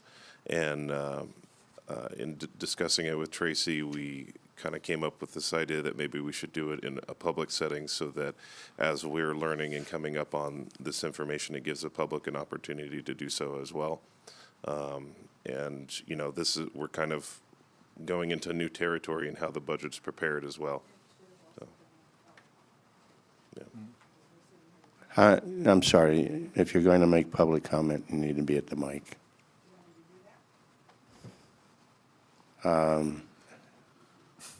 If you want to come up again after this gentleman is done, you can do that. I think a lot of other people have brought this up, but we seem to be adding somewhere between $400,000 and $600,000 to our personnel funds, and it seems to just creep up. I mean, we don't think about it, but those are ongoing every year from now on. So I think we should be very careful about adding personnel costs right now, when next year everybody seems to agree is not going to be a very good year, and we don't know what the future is going to be. So I think we should be very careful about that. Thank you. Appreciate your comments.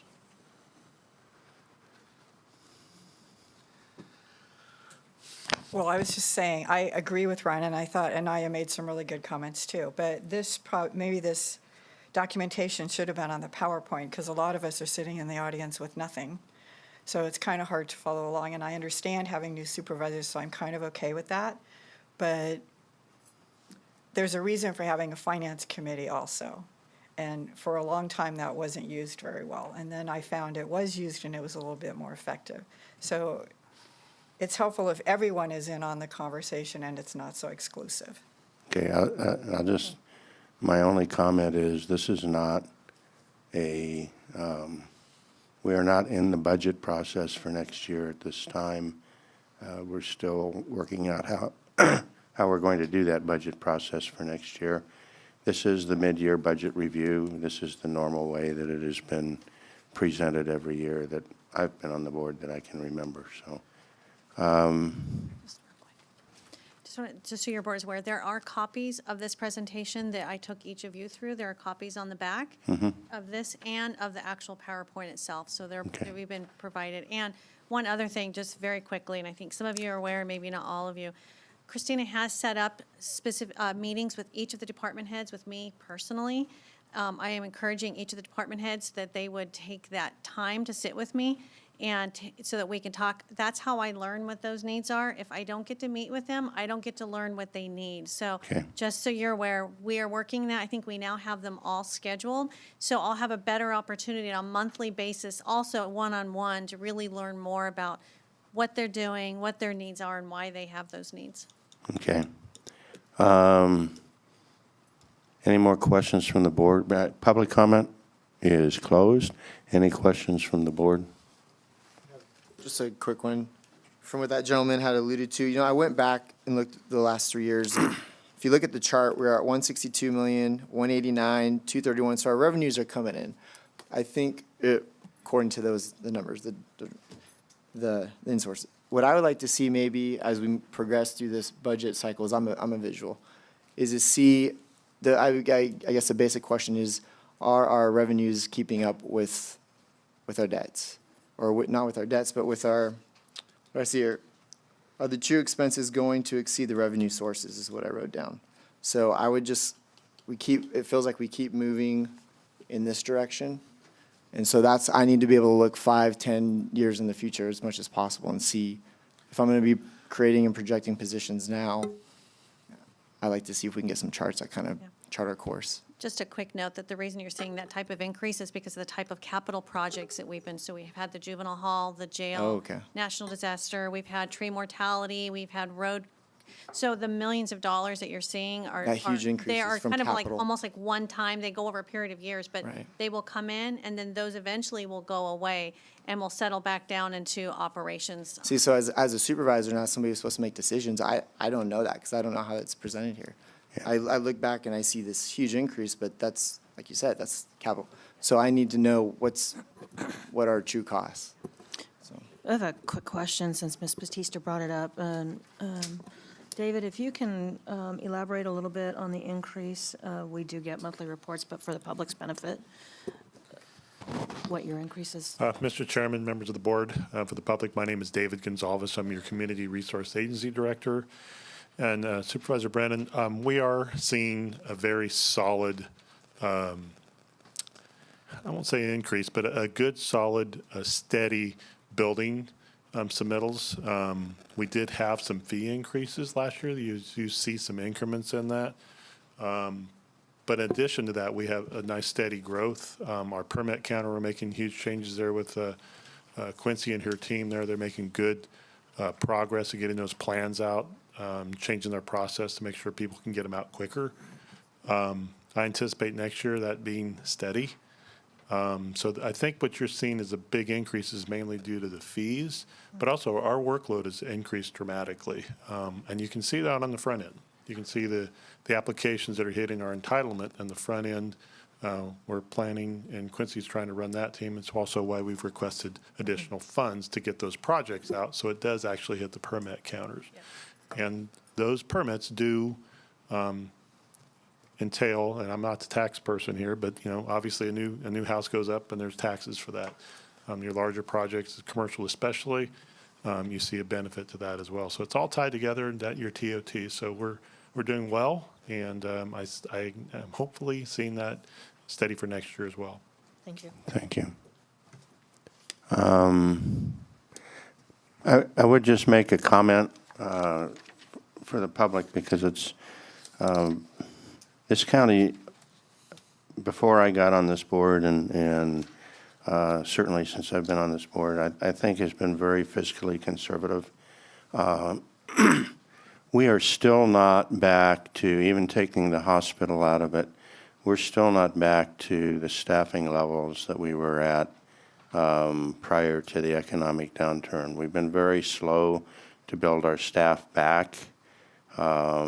And one of the things that we heard at our retreat was, well, two things. I'm still trying to figure out how they're both true. But some of our staff are understaffed compared to their counterparts in similar kinds of counties. Benefits we're targeting within 10% of the median, which is the middle. So we're not, paying at the top scale for our people. And we do have shortages in our staff across the board. So we're dealing with those incrementally over time. I'm comfortable that we have done that in a very fiscally conservative manner in the past, and I'm sure that under our new CAO's leadership, we'll continue to do that in the future. So that's my comment. Any other comments? I think it's important for everybody to realize no matter what happens, we'll have a balanced budget. Yep. And that's what we'll work from. We're not going to spend more than we have. We can't do that, and that's the insurance that staff gives us. That's where we'll be. Okay. Looking for a motion? Mr. Chairman, I move that we approve staff's recommendations A, B, C, D, E, F, G, and H. Do I have a second? I'll second that, with the caveat that we work on what our DA, the point that she brought up, and try and find a way to align those two conversations better. And we will address that. Right. Yep. Okay. All those in favor signify by saying aye. Aye. Opposed? Can I ask a question real quick? Are we Sure. approving? You're Are we approving these personnel changes as well moving Yes. forward? Then, yeah, then I abstain. I think, Okay. yeah. Okay. He said, Yeah, I feel like we should put the brakes on and communicate with our departments and see.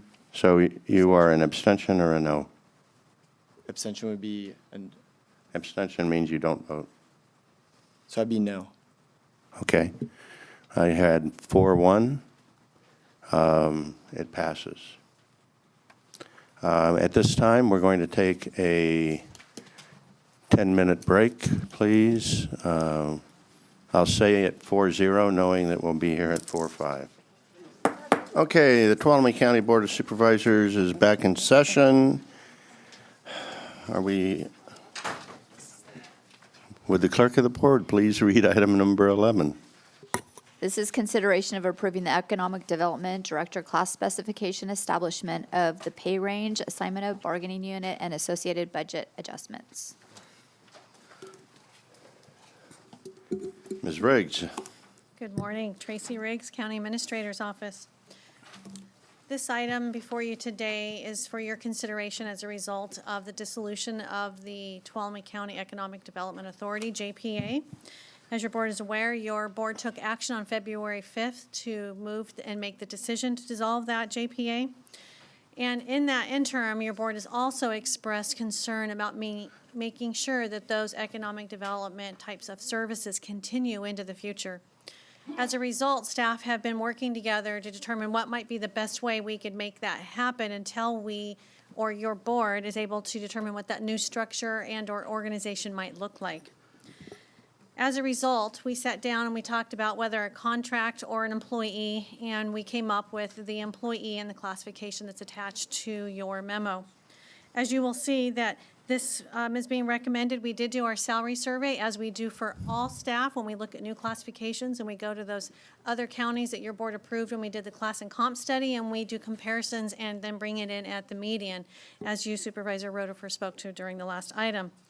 So for this position, the recommendation is it would come in at range 533, which is between $47.78 to $58.32 per hour. The E-step would be a total of $121,000. At which time the other point of conversation has been talking about the meals and reimbursement or such as that. So the auditor, controller, and I will work on a policy. Should your board approve this, she and I will return at a later date with a policy for your board to consider that would coincide with what the new department and flexibility that person might have under that policy. This is meant to be an interim solution only. This is not the new permanent solution. As we will then, this will help us fill the gap. Right now, the current director of the TCEDA has indicated that he and his wife will be moving out of the area. So this would not, we would have approximately 2 weeks if this position were filled by April 1st. That would be the minimum amount of time we would have no economic development services within Tuolumne County. We're hoping that if your board were to approve this today, the brochure that's been created for this position would be posted and distributed out to all of our state associations and to any of the, anywhere on the website, anywhere we could get that. We would bring it back and have interviews that your board would conduct on March 19th in the afternoon, and then you would be able to make your selection and hopefully get that individual in as quickly as possible. Again, it's not meant to be permanent. Interim solution until we get those management and fiscal audits back and your board decides what that permanent solution might look like. And we're happy to answer any questions you might have. I just, I want to make a comment before I open it up.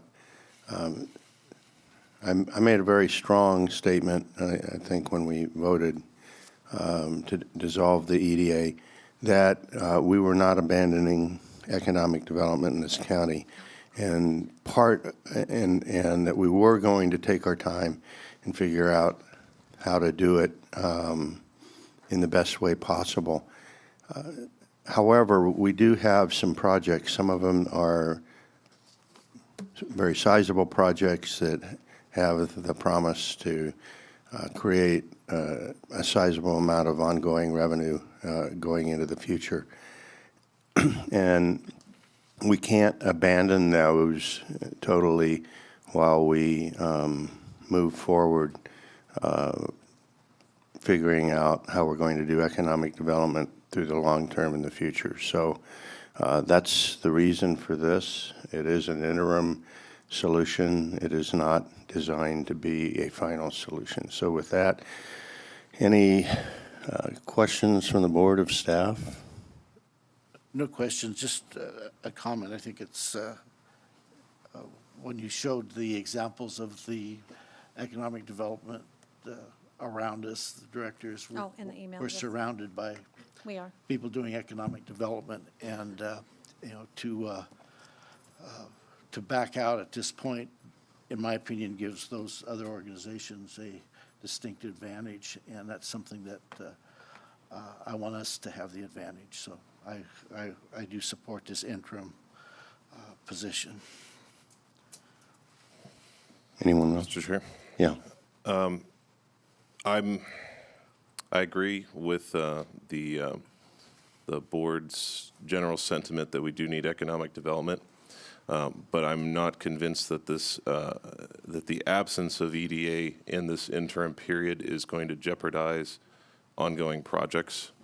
However, it will jeopardize, a complete lack of EDA will jeopardize future projects. But the way I see it is that we have, at great cost, ended the Tuolumne County Economic Development Agency, and what we need is a long-term, well-thought-out solution that the board can come to with a large amount of input from the public. And we haven't done that yet. I think that's what's required. And what I'm concerned about is that this interim position will turn into a permanent position. And, we're looking at a relatively high cost for 3 months of work. And so what this assumes or presupposes is that we are going to be able to come up with a new solution for EDA in this time period where the interim economic development director will be working, and I'm not convinced that's going to happen. And so what happens at the end of 3 months if we haven't come up with a permanent solution to economic development? And what then? Do we extend the contract? Is there a policy or procedure in place for that? Do you want me to speak to this? So the only reason we have 3 months right now is not that that's what I think it will take, only because we only budget for fiscal years. This takes us to the end of the fiscal year. Our thought is probably more like around 6 months. is what staff was thinking internally. By the time we get audits, we can look at them, work with you, make some recommendations, and come to some type of structure you might like. And this position is, and I didn't go over it, and I apologize, would be assigned to the Executive Confidential Unit. It would be a department head level that is appointed and terminated, serves at the pleasure of the board. So you would have the authority at any time where you'd be able to end that contract, and I can defer to Sarah where she could kind of talk you through what your abilities are with that type of position. So it's not meant to just be 3 months. It's only outlined for 3 months because we only do budget for a fiscal year. And the other thing is on some of these, we may or may not need to use some of these things. You know, I was talking with Debbie, where we are asking we would take it out of contingencies. We don't know, for example, if we will have distribution of property by the time that this individual might come on. If they don't, we can't begin using property of the other entity until that distribution has been agreed upon by both entities that make up the JPA. So for some of these, they may or may not need to be in that building over there that where Larry currently resides, but you do need to remember that that contract for that lease for that building is with the county and not with the EDA. So either way, the county is responsible for the rent on that building as it moves forward. That's been built in here because I honestly don't know where we would put them yet. This is all fairly new and we will figure it out. But this is only 3 months because we budget for 3 months. That wasn't the intent, that it would only be a 3-month interim. We internally were thinking probably more like 6. And so what would the cost be after 6 months? 53,600 times 2? For another 3 months, Yeah. it'd be another 53.6, Okay. correct? Yeah. Yeah, see, that's my concern. I mean, we just had a mid-year budget discussion where we talked about, flat revenues and rising staff costs. And, we're already incurring staff costs into the future as a result of the previous EDA that are, built into a contract. And so those are going to be paid. And so taking on this additional responsibility that's also for EDA, I think, I think the onus should be on us as a board and the public to get together and work out what we actually would like to see with EDA rather than have staff come up with a job description for what this interim economic development director will do. And, is it carried over from previous EDA? Who came up with what the responsibilities will be for this interim director? So this classification was done the way, and the standard practice that we do all of our classifications. Again, we look out across the board, we look at current practice, we look at how Right. others are comprised, and that's how this was put together. Anything can be modified in this by your board. And then I'm not sure when you talk about ongoing costs So- going forward for personnel. Remember, we would have built in about $363,000 into next year had we continued. So that's just a reminder of where we would have been. If you were to continue right now, you'd be looking at $53,600 for 3 more months. That's just information for comparison purposes. And I know it looks like Sarah has something to add now. I just wanted to make it clear that it's the TCEDA that has the funds that will, and the EPC to wrap up all of the obligations of those entities. And our very preliminary reviews looks like there's sufficient funds to cover all of the legal obligations except for PERS, and that's an issue that has to be dealt with separately. So just for ongoing expenses, it looks like we're going to be able to cover everything that has already been allocated to the entity for this fiscal year. I guess my concern is that we have a job description for this interim director. We haven't had the chance to sit together as a board and discuss what we would like to see with this new economic development agency that we'll be creating in the future, and the public hasn't had an opportunity to give input. And so it seems to be going around that process, which I think is very important to determining a way forward with EDA. I'm not sure I agree with you, and the reason I don't, this is an interim. I agree with everything you say about how we need to approach EDA long-term going forward. But we have responsibilities to some very significant projects, and we just can't abandon them in midstream. We need a interim solution to give us the time to do the things that you want to do, or are everything that has been done with these projects up to date will just fall flat? There's my whole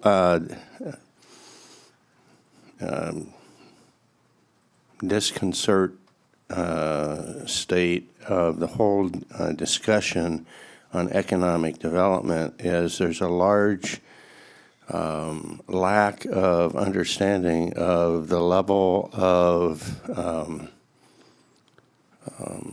involvement that there is in bringing some of these projects into this county. It is not in any way a small level of effort. And to abandon that for, and I'm not sure 6 months will be sufficient to do the job right. To abandon that for 6 to maybe 9 months while we figure out where we want to go in the future, that will hurt us. That will hurt this county economically to a significant extent. I think we need to continue. In fact, I'm absolutely certain we need to continue to have a level of effort, albeit just a sustainment level of effort in economic development while we sort through the difficult time. But I agree. I want to have a lot of public input and all of that. But in the background, we have to continue to do the job of economic development in this county. Every single one of our neighboring counties is out there, and they're all competing for us in an investment space. And we're going to lose that time. We may lose significant projects entirely.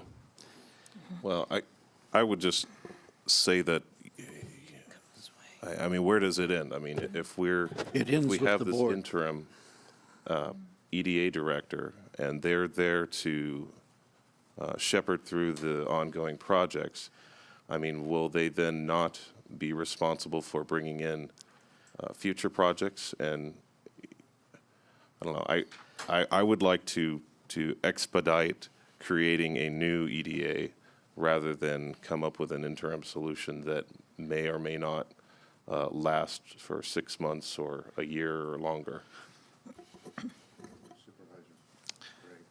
Okay, in line with Supervisor Rotifer's comment, I do agree. You can't stop relationships in midstream. You have to keep them going. If you do, those people will leave you. I'll guarantee you. I cannot quantify what will happen, but I know doing nothing is not the right thing to do. We need this interim position in order to carry on what we are doing now. And when you look at $53,000, that's a drop in the bucket on a $58 million to $70 million project, and I do know that we have one of those that is being proposed. I can't tell you the exact relationship because that's not something I get involved in, but I do know we don't want to destroy those type of relationships and risk that amount of money. I don't know what the tax base is for a $78 million project, but I think it's substantial, and it can go a long way in helping with some of our economic woes. So my position is definitely we need to carry through with an interim, and I agree with both of you that we have to have a better long-term solution, and public involvement is part of that. So now I want to carry forward with what we have in place right now. Supervisor Brennan. Yeah, I absolutely agree with that, and it might be, I'm not sure, Supervisor Campbell, of, individual projects in your district, but I am aware of a couple projects, one in my district and another outside of the district, that we don't want to lose those projects. We cannot afford to lose those projects. And I think that we will have a number of publics that will be interested, our business councils, our chambers, in organizations that are going to want to be part of this conversation. We are not circumventing that process. We will do it. But we simply cannot. We would be, I think, woefully neglectful if we did not continue to pursue the opportunities that are projects that are before us. Supervisor Kirk. The list of projects that are in the works right now that Larry was working on, if there was an interim, would that conversation take place so they know where to pick up with these projects? Yes, so what Mr. Cope and I have discussed is he is perfectly willing, if we were to hire someone on to take these, that he would do some consultations to give them background, phone numbers, names to move forward. Yes. At no cost. At no Okay. cost, right, exactly. Thank you. Exactly, sorry, yes. Yeah, I think for me, the big picture is I want the business community and I want those people to know that we are for economic growth. I understand we've been beat up without authority and we lost some of the public trust, but we also don't want to lose a business trust at the same time. So it's important to me that we send a very clear message that Tuolumne County is here, that we want to do business, we want good growth, we want good economy. I completely agree with Supervisor Campbell. I want some say and I want some buy-in in how this authority is created and maybe I want the community saying on how it's created and what we're going to go after and what we're accomplish. But I don't want the business community to think that we don't stand with them. And so I do think if that conversation can take place with Larry and whoever the interim would be. You know, we keep talking about this interim, but we don't even have an interim yet. We might get no applications. We might get 5 applications. They might all suck. We're not going to approve somebody who's lame. So, but if we can get somebody who can come on board and keep us floating, sorry, I work in a prison. I love someone else that has colorful language on the board. Thank you. You say it so smooth, though. I want the business community to know that we stand with them. So it's important to me that we do develop it, Ryan. I think you and me should be there with that conversation. I think you and me have a lot of buy-in with that. But we need to be very transparent moving forward. So in that regard, I support it. But I want to be looking at who our prospects are. And, you know, maybe we get a rock star and they can pick up and move ahead. If they're not, then we'll have to have that conversation. But Okay, I'm going to go ahead and open it up to the public. Any public comment on this?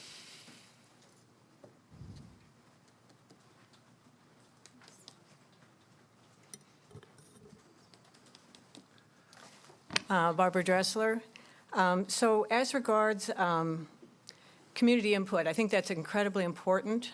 Trust has been lost.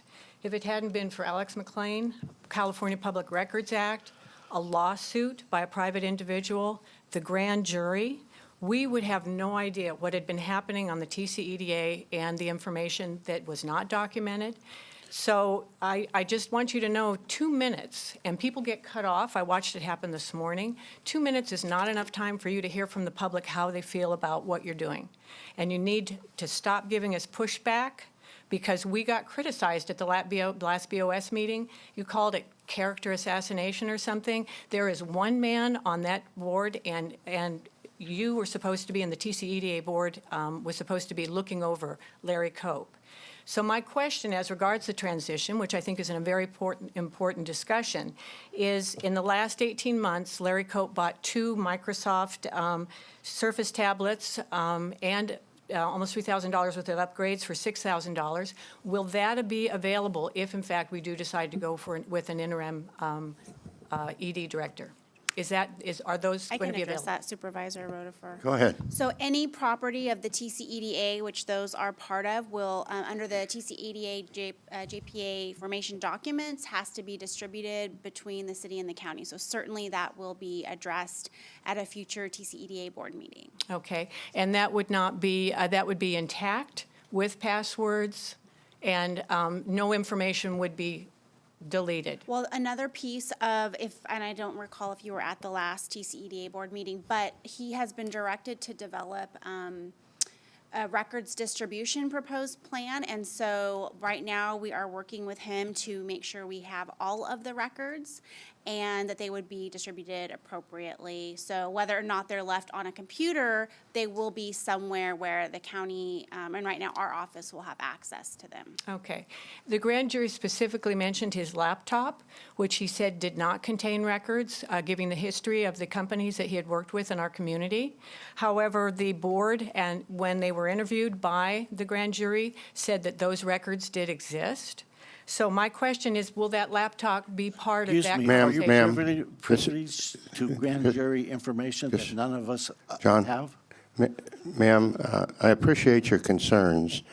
The agenda item is specific to an interim solution. The questions you're asking this board is not questions that are within our jurisdiction to answer. The TCEDA board is still the governing board for TCEDA. So, Well, then Sarah Carrillo could answer that one. Is the laptop included in that information that's going to be passed on to the interim director for transition? ma'am, that is an EDA issue. This is the Board of Supervisors of Tuolumne County. And you're talking about budgeting for the new interim EDA director. Yes, ma'am, we are. This would be, and transition. We just discussed transition. This is transition. So No, just to say- ma'am. Well, let me bring up a budget issue then. You're talking about putting in $3,500 in the budget of the interim director for computers. If we have 2 Microsoft tablets and we have a laptop, will you need more computers? Ma'am, those items are EDA items. When EDA dissolves, all the property, all the information, all of that will be distributed between the city and the county as appropriate. You didn't answer my question. but I can't answer that. I'm not on the EDA board. Thank you. Yes, ma'am.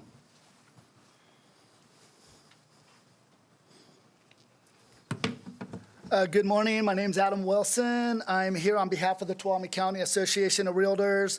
I'm a local commercial real estate broker. I've been selling real estate here for about 20 years. I'm also the director for the Tuolumne County Association of Realtors for legislative issues. Now, I'd like to just say a few things about economic development is vital to our community. It helps our economy continue to function and pay for things like our roads, public infrastructure, public safety for people.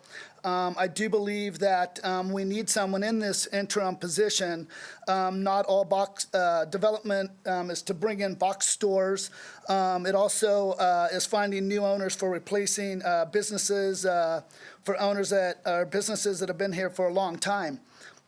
These businesses only make sense if it's financially sound and that there's proper demographics to keep these businesses going. That position helps answer these questions and helps business owners as well as potential new business owners looking to come to our community. It's a resource for our community, and so they can find the best place for advertising dollars, networking, and to keep businesses open in our ever-changing internet world. I reach out to assembly businesses, tech businesses, mail order businesses to come to our community so that one day my kids can stay and have a good job here. It takes a long time to nurture these relationships. It took me almost 2 years with the dialysis people to find a new location with them, make what they needed to do, and then go forward in the purchase of that, and now the development. It's a business that's been here for a long time, community, something that we needed, but it just didn't happen overnight. I've worked with Larry on several projects over the years, and you know, we can't just hang up the phone with these people and say, you know what, good luck, we'll figure it out and we'll come back to you, and now we can start working on our economics and our community. These are long-term relationships. We need to make sure that someone's there to answer the phone, help nurture these relationships, let them know we want them in our community. These economic dollars are how we pay for things, to get our roads that you guys want done, other things that we need to pay for budget issues, not just the one-time deals from the bugs or something like that. So we need to keep this line open, and someone's got to be there to answer the phone during this process. And I very much recommend that the board consider keeping someone. I hope we can find someone to do that. And it's definitely important for us to do. And it definitely helps in bringing economic, but also helps current people and businesses to stay open because we need that resource. So thank you for hearing me. You can apply for the job if you like. I might. You're a local, that'd be good. So I agree, a lot of the items, we do need economic development in Tuolumne County. I'm not sure that the interim director is the way to go. I think I'm with Mr. Campbell that we need a long-term solution. Couple of things, you know, all we could promise this new rock star is that he'll have a job for 3 months. I don't think we're going to get a rock star for 3 months. So I think the interim, and if somebody comes in for 3 months, it's going to take them a month or two just to get up to speed. So I think it's a total waste of time to get an interim director. I think the ongoing stuff could be handled by board members, by the Tuolumne County Realtor Association, by the Chamber of Commerce, by county staff. So I think we need a long-term solution, not an interim solution that doesn't look like it'll work. Thank you. Thank you.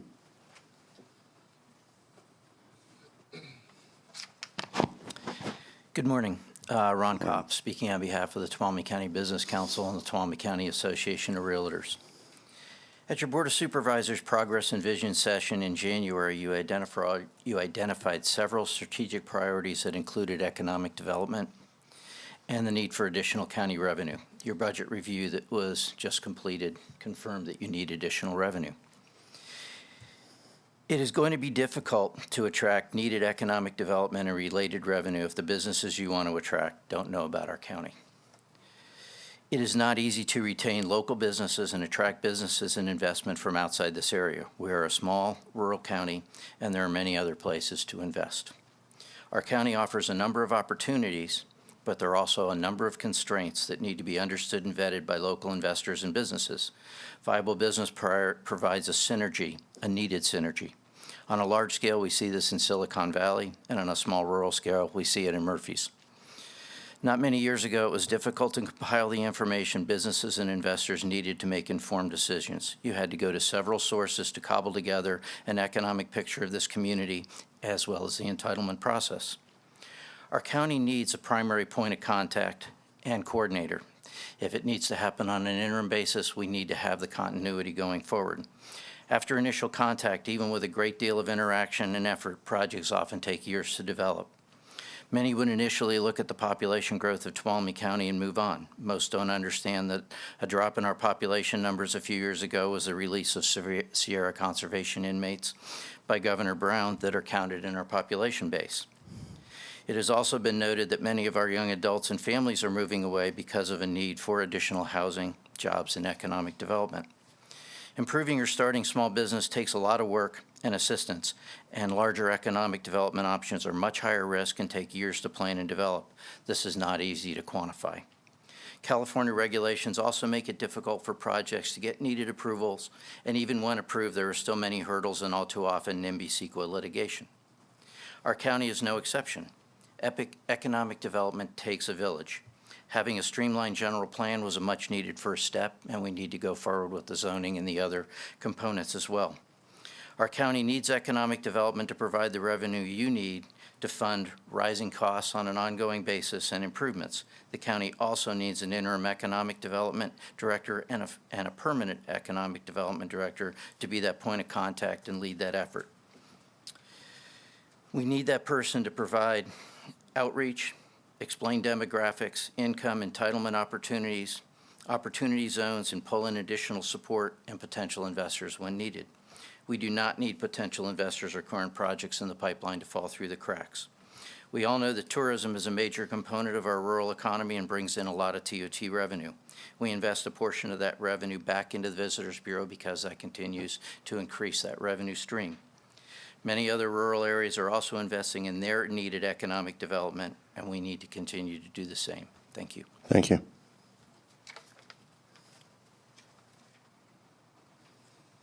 Hi, I'm Jeff Redouty. I'm speaking as the president of the Tuolumne County Business Council today. Just a couple things to bring to the attention of Chairman Rutherford and the board is, first of all, I think one thing that's not been brought up is the process will be greatly improved of figuring out what you want as far as an economic development person if you've got somebody in that job. That person can give input about what's important in that job, what's the most effective way to do that job, and I think you'll end up with a better product with having an intern person. We may be able to attract a rock star because a rock star will say, I'm going to take that intern job, I'm going to nail that job, and you're going to hire me full time. And so I would not discount that we'll get some very, very good candidates. The Business Council would love to be part of the process that creates the full-time job or the permanent job. For all the things that have already been said, and most of it's said up front here, economic development is critical if we're going to have our children and grandchildren have a place to work and live in this county. We've got to attract new investment. It is a competitive process. Other counties are vying for those same dollars that we're vying for, those same jobs. It is critical we've got a place at the table. The other piece is I think Tracy's done a very good job of outlining an appropriate compensation package for an intern person, as well as the reporting lines to give everybody a lot of visibility into that role. So I'd like to commend Tracy and her team for creating that. Thank you. Thank you.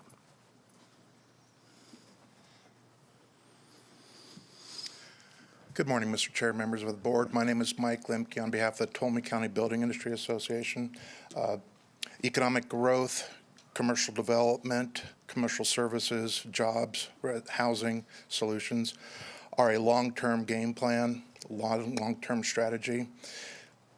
When the phone rings here at the county, somebody needs to be there to pick it up. Somebody that is focused on the scope of work that's been outlined in this interim proposal. We can't let that phone go dead. I have high praise on the current direction of county staff and administration. I really like what's going on here. None of the people in our current structure are tasked with the scope of work that's being proposed in this interim fit. That phone will drop dead. They will not be able to answer the questions or carry the full scope of what the applicant or request is going for. I work with a lot of different counties, cities, and jurisdictions who have this position in place. That is a person I can go to who's an advocate of the public, of my interest, of people who are trying to do something in the county.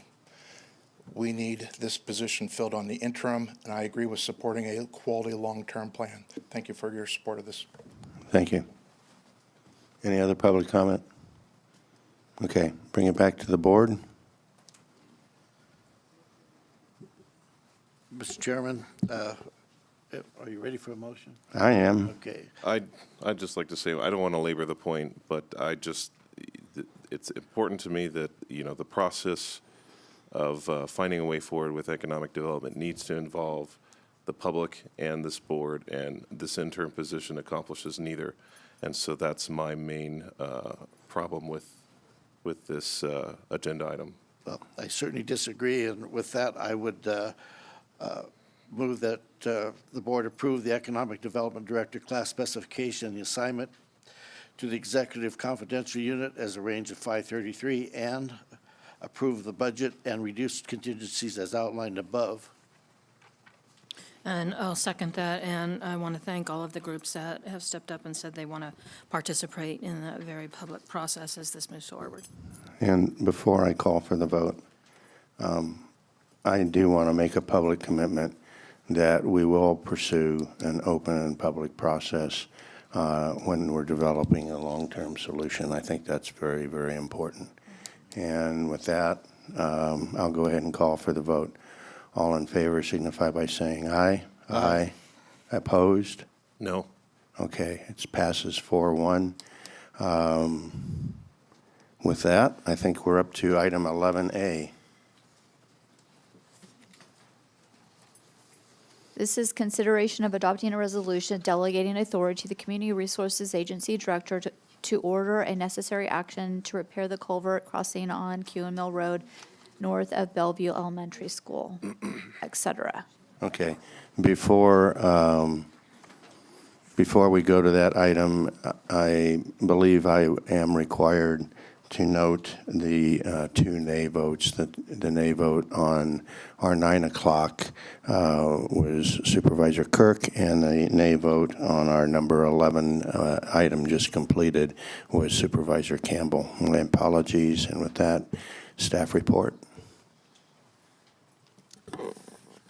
Good morning, Supervisors. Blossom Scott Heim, Associate Engineer with the Community Resources Agency. This past weekend, Kewen Mill Road, just north of Bellevue Elementary School, was damaged with the rainfall that we received. Our road crews went out last week and cleared the inlet and... Oh, I'm sorry, the light was on. Our road crews went out last week and cleared the inlet and outlet and armored the slopes in advance of the latest storm.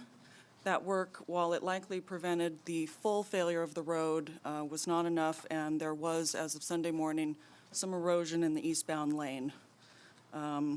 Staff and County Council acted immediately over the weekend and are in the process of securing a temporary bridge until permanent repairs can be made. The contract is being issued under the Director of Transportation Authority in accordance with Public Contract Code 2395E. To address a permanent fix before additional weather-related damage occurs, staff is requesting your board delegate authority to the Community Resources Agency Director to determine the appropriate repairs and let a contract without obtaining bids pursuant to Tuolumne County Ordinance Section 3.22.060 and Public Contract Code Section 22050. Please see the attached County Council memo for more details. This action will require your board to adopt a resolution by 4/5 vote. As required by Public Contract Code Section 22050, your board will review this emergency action at each meeting and determine by a 4/5 vote whether there is a need to continue the action. Staff has performed a preliminary hydraulic study and a preliminary design of the replacement structure. Repairs will include replacement of the existing culvert with appropriately sized culverts and reconstruction of the roadway. We estimate this work will cost just over $1 million. The environmental coordinator for the county has determined that the proposed project is exempt from a review under CEQA pursuant to sections 15269 and 15301, emergency repair and restoration projects, and repair of an existing roadway facility. The filed NOE is attached to your memorandum. Okay. Staff is recommending that your board find that the effects of the recent storm events constitute a sudden, unexpected occurrence that poses a clear and imminent danger, requiring immediate action to prevent or mitigate the loss or impairment of life, health, property, or essential public services, that this emergency will not permit a delay resulting from a competitive solicitation for bids to replace the Kewen Mill culvert, that the replacement of the Kewen Mill Road culvert is necessary to respond to the emergency. Also, that your board adopt a resolution delegating authority to the Community Resources Agency Director to order any necessary action to repair the culvert crossing on Kewen Mill Road north of Bellevue Elementary School, take any directly related and immediate action required by this emergency, and procure the necessary equipment, services, and supplies for those purposes without giving notice for bids to let contracts pursuant to Public Contract Code Section 22050 and Tuolumne County Ordinance Code Section 3.22.060 with the 4/5 vote required. Okay. I believe this is your district, is it? No, it's... Ryan's I do have a question. I was going to let Ryan go first since it's in his district. Okay, if he had a question. Well, first, I would just like to thank staff for all the work that you did coming in on a weekend and standing out in the mud and the rain to address this issue. It's obviously of a major concern to the residents of Cedar Ridge. You know, it's the result of a long series of degradation to that road, and we're doing what we can right now to address it and fix it. And so thank you very much for the work that you've done and also for the road crew that have been out there flagging. And I would just say to anybody that drives that road, please take that section slowly and wave hello to the guy that's holding the sign or putting down cones, because they're working 18-hour days. And we have more than 600 miles of county maintained roadway and just about 18 to 20 people out there maintaining it.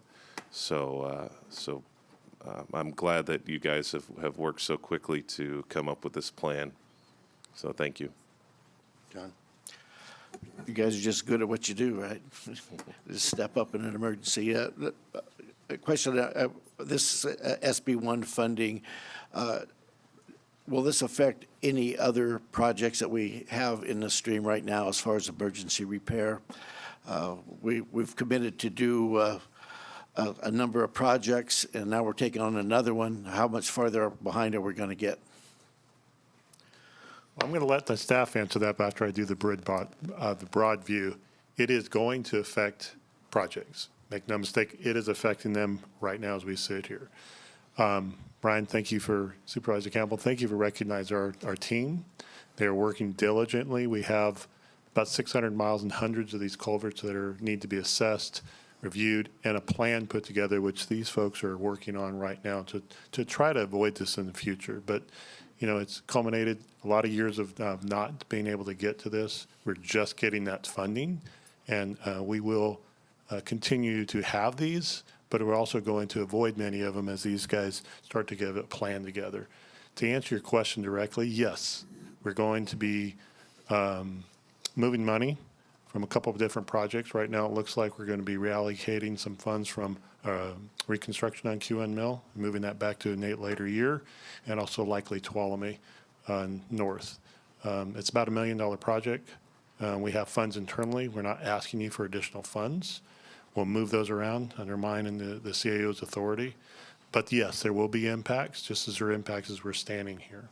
Did I answer your question? Yes. Tanya, do you have anything further to add? No, this is acceptable under the RMA funds. What we do as we report to the State Controller's Office, we identify that we have to relist these projects, and we brought in a new project which is of a higher emergency. Okay, thank you. Go ahead, Supervisor Brennan. We had a couple of comments this morning about notification, and I just want to assure them that I think everyone in this county is aware of the pure onslaught of work that we have had in this county the last couple of months and what we've been faced with. I want to assure the publics that spoke that Ms. McFarland, who is new to the county, has been incredibly, she wants to reach out, she communicates well with the public, and so I would just want to encourage you to establish a dialogue with her, because she really, I think, does want to be part of any solutions, and have found her very accessible. Go ahead, Supervisor Kirk. On Sherry's communication mention, as you know, I have my South County communication list that goes out to a lot of different organizations, schools, and service clubs, and it's a list that is always growing, and I would suggest that each supervisor develop their own list, and that would help get that word out.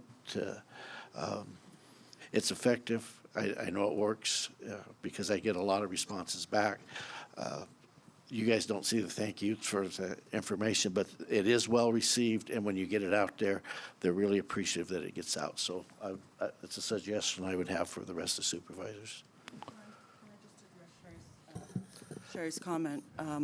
If you all recall, we've done this on QN Mill before, and once we had the project in place and the timing determined and the contractor hired, we tried to be very proactive with working with the community on outreach, and we will do that again on this one.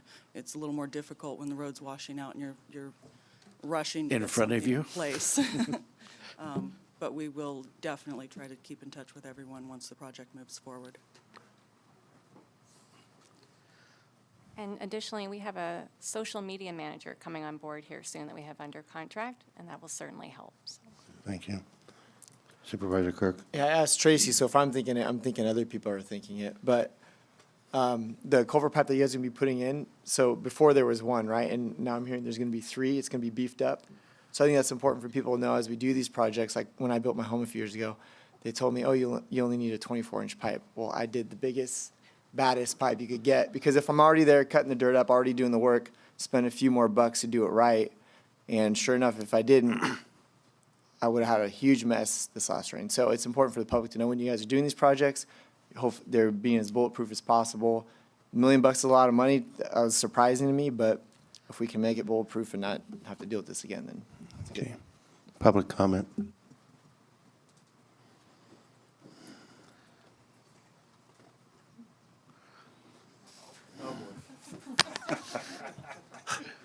Hey, there's been a hiatus. I thought you retired.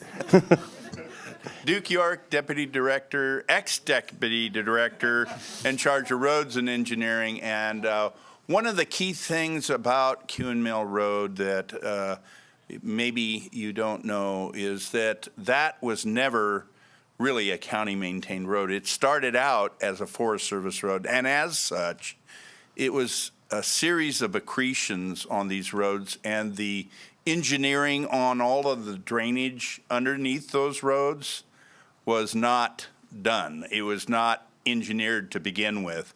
And it's a series of issues that is each of these subdivisions, whether it's Cedar Ridge or Comstock Ranch, would go in. They'd basically just kind of resurface the road. So a lot of these culverts, not only on this road, but in other places throughout the county, have these substandard drainage systems that we're playing catch up on and using some of the SB1 funds to try to review and correct. So for the benefit of the public, it's important to know the history of these things and how they came to be. We just sort of inherited them. Thank you. And John knows that history better than most, so thank you. Thank you. And you kind of highlighted the real issue, which is that this community has only one viable entrance and exit route. And so that's why when you get a culvert that washes out, it's such a significant impediment to the residents of that neighborhood because it's the only way in. So.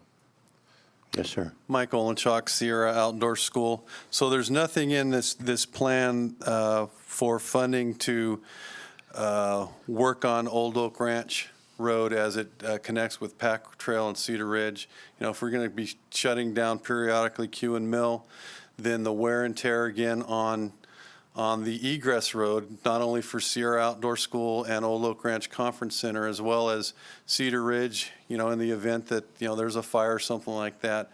We're not maintaining it. I maintain that road. I get grants. I do grading work on that to ensure that I can get my buses out of there on that back road if we have to egress through Cedar Ridge. So if we're going to, you know, you're going to make an expenditure of $1 million on Kewen Mill, I hope you factor in that you're going to have traffic control on the back road when traffic gets diverted, as well as wear and tear on that road from, you know, hundreds of vehicles that are going to be utilizing that road. So something to consider. Thank you. Yes, ma'am. Good morning. My name is Jeannie Bencharski, and I live in Comstock Ranch. I am so thankful that unfortunately this had to happen to get the road fixed, but we will get it fixed. And that's obviously very important for us, seeing as it is the only viable in and out road we have. My concern is, as you have mentioned just a few minutes ago, communication. It's very difficult to find anything. If you don't do social media, which I do thankfully, so I can get things off of Facebook, nobody knows what's going on, and I'm ending up being the conduit to a few groups to be able to give them information they can't find otherwise. So when information comes out, the thought is, how are you going to get it to people? Trying to look up anything on the Tuolumne County website, doesn't work. Not, at least not for me, and I'm not that tech savvy, but I can navigate a little bit. So communication is going to be a real key issue. Thank you. Go ahead. When this does get started, do you know what the ETA would be on it?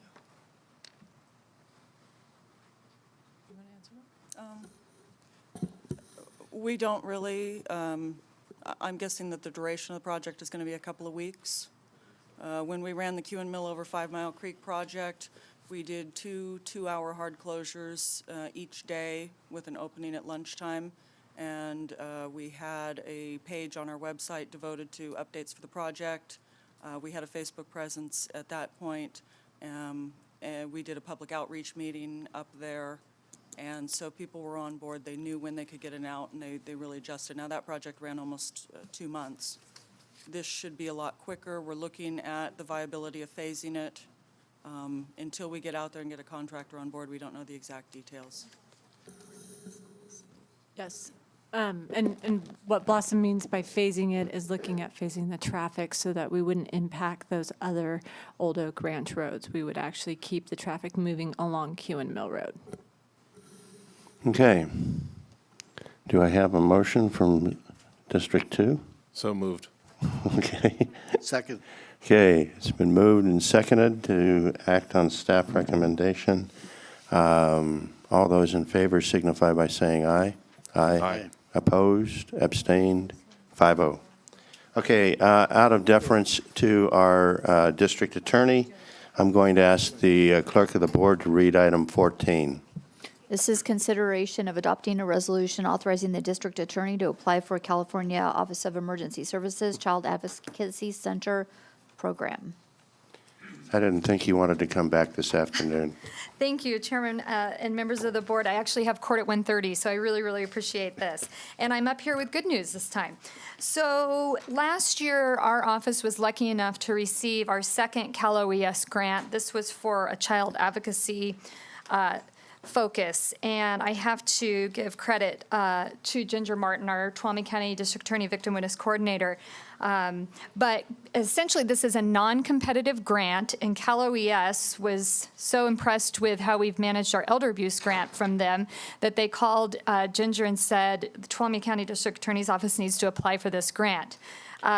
We discussed it and had a lot of hats in the air, and they called us back and said, no, really, you need to apply for this grant. We want to give you these funds, and we think you can do great work with them. So we did apply for the grant. We received it, and what we're asking is for board approval to allow us to apply again. They've extended the grant.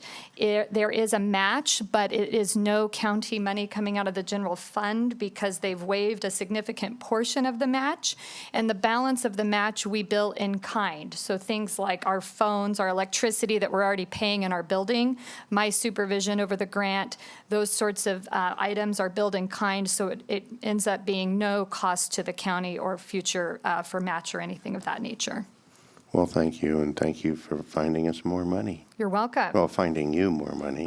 Thank you. So, okay, public comment? Okay, any board comment or motion? We're going to say no to this? This is one of those no-brainers, and would gladly move on staff recommendation. Okay, got a motion by, Second. okay, got a Thank you. motion and a, pardon me, and a second. All those in favor signify by saying aye. Aye. Opposed, abstained, I believe that's 5-0. Okay, let's go back to item 12. This is consideration of adopting actually approving the 2019 legislative platform and authorizing the chair to sign any future related correspondence. Okay, I'm getting some pushback from my CAO. I've only been back in town for about 6 hours, so it's coming a little bit late. We're going to hold this item, and we're going to go to item number 13. This is consideration of adopting a resolution adjusting the elected officials' salaries for the fiscal year 2019-20. Good morning. I'm Ann Fremd, now the HR Director. Before you is a resolution for your consideration to adjust elected official salaries. And since we do have two new board members that have not been in the four-year conversation about the class and comp and how it's being implemented, I thought I'd give a slight history lesson prior to going into the memo. So prior to doing a class and comp study, we had spent a number of years in the Great Recession. We had done probably 5 or 6 years of furloughs. We had done pay cuts, cuts to benefits.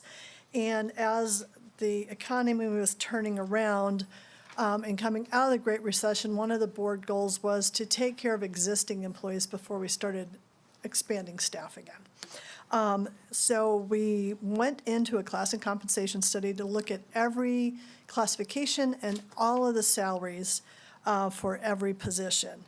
What was found is we had positions that were up to 45% out of market. And what out of market means is the comparison counties that we compared to, positions of the like were paying 45% more. And for our elected officials, the range for those was between 26 to 39% out of market. Also, what was occurring is compaction. So some of these individuals had staff members that were actually making more than them because salaries had been frozen for so long. And of course, there's educational incentives and all sorts of other things that drive salaries that needed to be taken into effect. So in 2015, your board accepted the compensation study, and we started doing incremental implementation from the 2016 year forward. And the initial swipe of the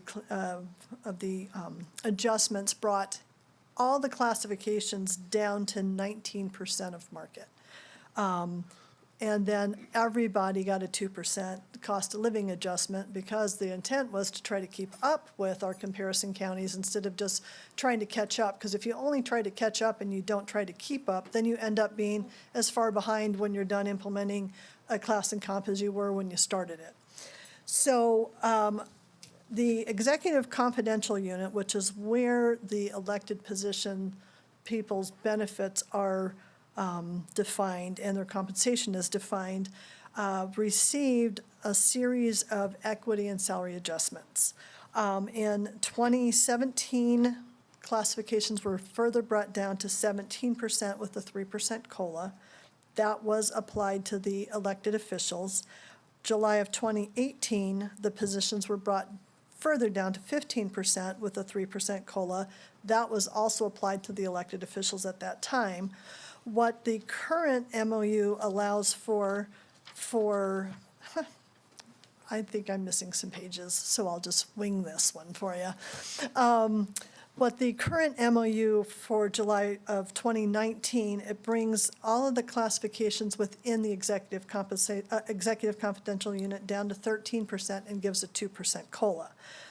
The elected officials, however, said they did not want to commit to the July of 2019 equity and COLAs because we knew it was an election year. We knew that there would be new people elected into filling these positions, and we wanted them to have the ability to stand up, say what they wanted to say to your board, instead of them just getting what the existing staff was getting. So it is recommended that your board approve this resolution, which would treat these officials exactly as the staff that they're supervising, to bring them down to 13% of market, as well as get a 2% COLA, which would then continue the ability to stay in pace with our comparison counties, as well as to avoid any compaction should this not be approved. Okay. Just so there's, and maybe I'm confused, but just so there's no public confusion, these are the non-supervisor elected positions? Right, yes. Okay. The Thank you. supervisor positions are set by ordinance, and we already went Understand through that. that I just painful wanted, process. so that Yes. the new board members, any members of the Yes. public understand that what is before us today is not us raising our own salaries. Right. Okay. Any questions from the, So these positions took a hit during the recession, and now we're essentially making good on that agreement in the past that they would be brought up to par with the staff. Yes, these agreement. positions didn't actually have to take a hit. They agreed to take a hit because they didn't feel it was fair for their staff to take a hit and not them also. Right. And how long has that situation been in place where they've been dealing with a cut to what they would have been earning? The cuts were all restored in 16, I believe, 15 or 16, when we went out of recession and everybody's salaries were restored and we started implementing the class and comp study. So they've been slowly eking towards market as every other position within the county and the MOUs has been. Okay. Thank you. You're welcome. go ahead. So to clarify, since 2008, since the recession, there was no raise up until 2016? Yes, So 8 years. yes. And then 2016, we went from 19% down to 17%, down to 15, now we're talking about 13. So when you factor in cost of living, that's a 5, and now a 4%. Yes. Okay. And the 4% is factoring in cost of living. Yes. And so the next negotiation, will that be next year, or this is just for 1 year? The Executive Confidential's MOU expires at the end of next fiscal year, so we'll be doing negotiations again with Executive Confidential Okay. next fiscal year. So for me, I get an email about people saying it's political suicide to give people raises, but I'm not going to be intimidated by people trying to make make it sound good on paper. If our staff, whether it's elected officials or not, went through 8 years of, which the general public did as well. I don't have a problem with making due on old negotiations, but also just realizing that, really what I'm looking at is 14% since 2008. So over 11 years of 14% raise is what I'm looking at, correct? Yes. Okay. So I want the public to be really clear and people who are emailing me to be really clear. 14% over 11 years is not. I know we have issues with budget and, we're talking about PERS and all that stuff, but I want to make sure our staff, I would rather not grow, but if we take care of the staff that we have, I'm all for that. So that's how I view this. I know people aren't going to agree with me, but I'm looking at it as 14% over 11 years. So I'm okay with that today. Thank you. Okay, public comment?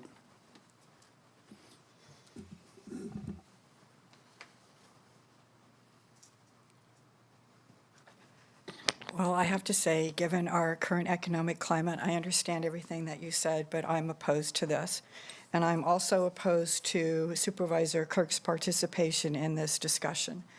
And I had discussions with a lot of you back in 16, about elected officials using their official elected position to campaign for other offices. Because I think that's unethical, I think it's sleazy, I think it's tainted, and I think if you're an elected official in this county, you should keep your mouth shut, just like Debbie Batista does. And I had discussions with at least 3 or 4 of these elected officials about how I thought that was inappropriate. And Supervisor Kirk was very clear that he was not going to spend his own personal money on his supervisorial campaign. Can I ask how this all melds into the agenda item? The agenda item is for... Because I feel that he should recuse himself because I think he's tainted, because it looks like a bribe when other people go out and take pictures with you and campaign for you and use your official elected position. Okay, I appreciate that. Thank you. Any other public comment? I will bring it back to the board. Do I have a motion? I will move to pass it. That's one of the beauties about having 2 careers is I can't be bribed, I can't be bought. It's a matter of trust. If you don't trust my opinion, then that's perfectly fine. Okay. But I do move to. So I've got a motion. I'll second with the statement that I remember when a lot of these cuts came across, and a lot of people stood up and made some real significant sacrifices at the time. And I think it's important to make good on the promises that we've made. Okay. Motion by Supervisor Kirk, second by Supervisor Campbell. All those in favor signify by saying aye. Aye. Opposed? Abstained? It's 5-0. Is there, pardon me? Let's go ahead and do reports. Clerk of the Board. Reports. No, I don't have a report. Okay.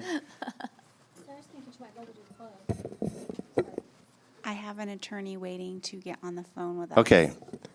We will, once again, I've been preempted. I thought I was the chairman of the board, but apparently not. We're going to go into closed session. Will the clerk of the board please read our closed session item? Oh, yes.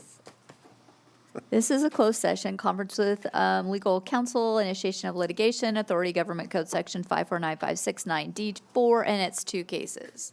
Do we expect to report out? No, but we do need public comment. I'm going to get there. Is there any public comment on the closed item? I've lost control. Okay, we're recessed into closed session. We will be back at 1:30. Okay. The Board of Supervisors of Tuolumne County is back from closed session and lunch. On item number 15, our closed session, we do have a report out. Conference with legal counsel, initiation of litigation, Government Code, Section 54956.9D4, 2 cases. Supervisor Gray moved, and Supervisor Brennan seconded it, and by a vote of 5-0, the board authorized the county counsel and the law firm of Liebert, Cassidy, Whitmore to represent the county in appealing CalPERS determination merit incentive pay is not part of reportable compensation for retirement purposes. This is an administrative proceeding before the Office of Administrative Hearings, case number 2018120460, and other similar proceedings. And will the clerk of the board, I believe we're up to item number 12. Yeah, back to 12. So this is consideration of approving the 2019 legislative platform and authorizing the chair to sign future related correspondence. Staff report. Good morning, Mr. Chair. Good afternoon, Mr. Chair, members of the board. Jason Terry, County Administrator's Office. Item you have before you today is consideration of the 2019 legislative platform. As you recall, this was brought before your board in December. And staff was given direction to look into RCRC, CSAC, and NACO legislative issues and priorities and link those items so that we can better gather our forces on some of these issues. So what you will see in Exhibit A, we have some of the issues that your board and county departments have identified that could potentially be on your 2019 legislative platform. And you will see next to some of the items, it says RCRC, CSAC, or NACO, depending on the items in Exhibit B, in which you will see the priorities have been identified for those organizations. So what staff is seeking today is for your board to consider these items and ideally select 3 to 5 items for state and 3 to 5 items for federal issues that staff and the board can actively pursue this year. We have a few considerations for your board. You may want to consider the priorities that your board had already established from the workshop this year. The specific ask, whether some of these items can be broad, some of them can be specific, but what you want the staff and yourselves to really focus on this year. And then also the authorities that the board already has when approaching the state and federal issues.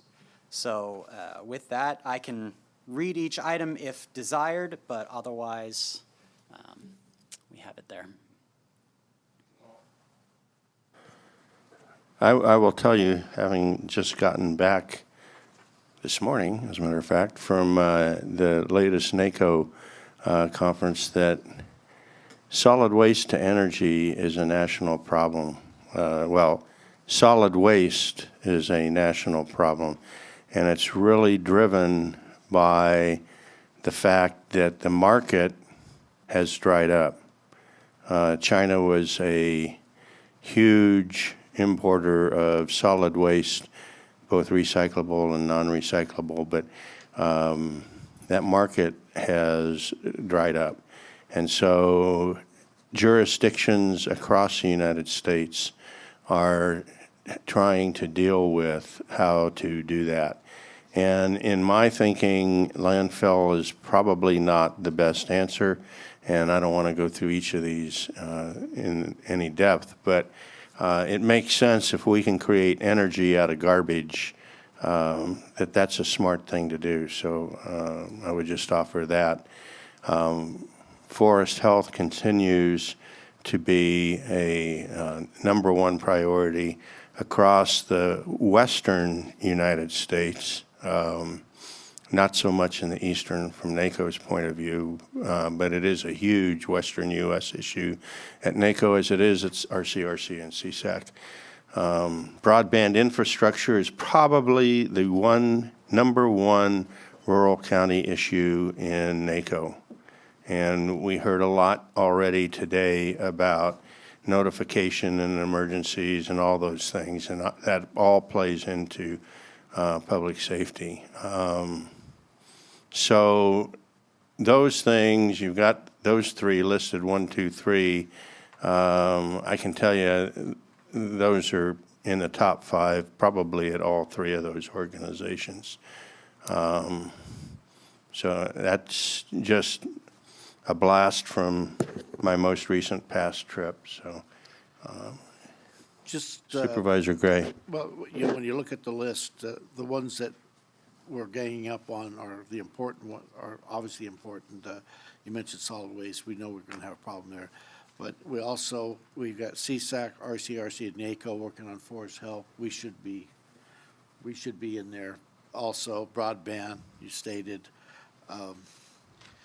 The public works item, all agree that I think we all agree that we need to do more, but I don't know if we could even move that on the state level at this time. We might be, I don't want to say wasting our time, but we might possibly. But I'm kind of with Carl on this. Those first 3 are a must-do, and whatever we can pick up after that. Supervisor Brennan, you kind of look like you want to put your hand up. Yeah, because you look at this list, and I think we would all find reasons, and it's how do we prioritize this. And I want to go to roadway improvements and funding, because this is a piece that we've been talking about if we're going to tackle some of the ingress and egress problems that we have, especially around fire resiliency. We're going to have to find some capacity there. And in talking to Miss Allen and Jason on a couple of occasions, we had 2 roads this morning, Italian Bar and Q and Mill, and found out that we have some real legacy issues there because in the 1970s, we got those roads from the Forest Service, and they weren't ever constructed to do what they're doing today.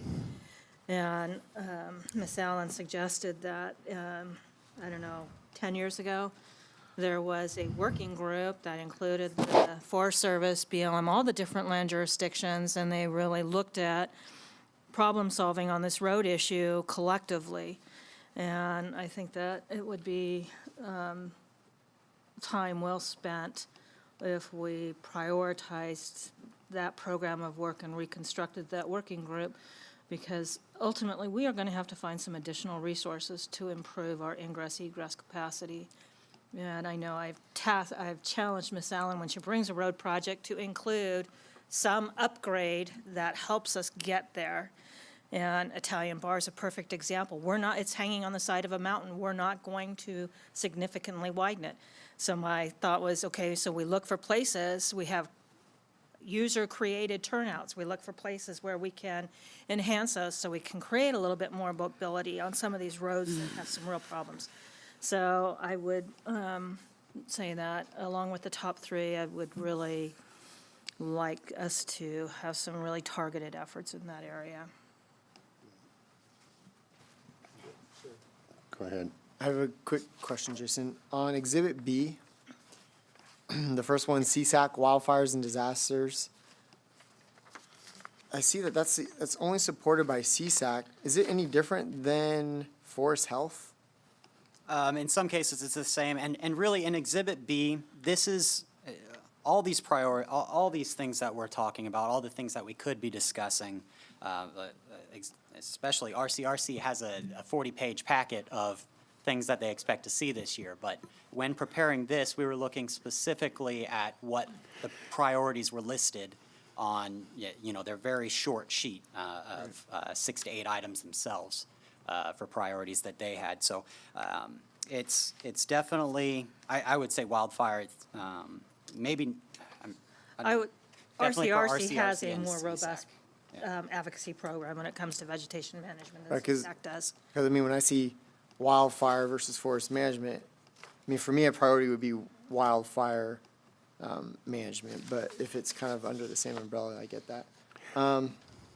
When I look through this, I'll just tell the board, and I can give you guys copies of this. The way I saw it was Exhibit B was that wildfire and disasters one. And then the second one I saw was forest health, kind of under the same umbrella, and then same as you. Roadway, funding mandated programs. And then I really don't want this one to get lost, but is the broadband infrastructure. There's monies coming out from the Farm Bill. FirstNet out of AT&T has got money. And so as a rural community, it's part of fire preparedness, it's part of economics. I think we're all in the same agreement that forest health, roadway improvement, I'm there. I don't want to lose broadband infrastructure, though, especially at a state and federal level. I'd like to see that be a priority for our staff looking into those changes, or looking into that, those legislative, the platform, so you call.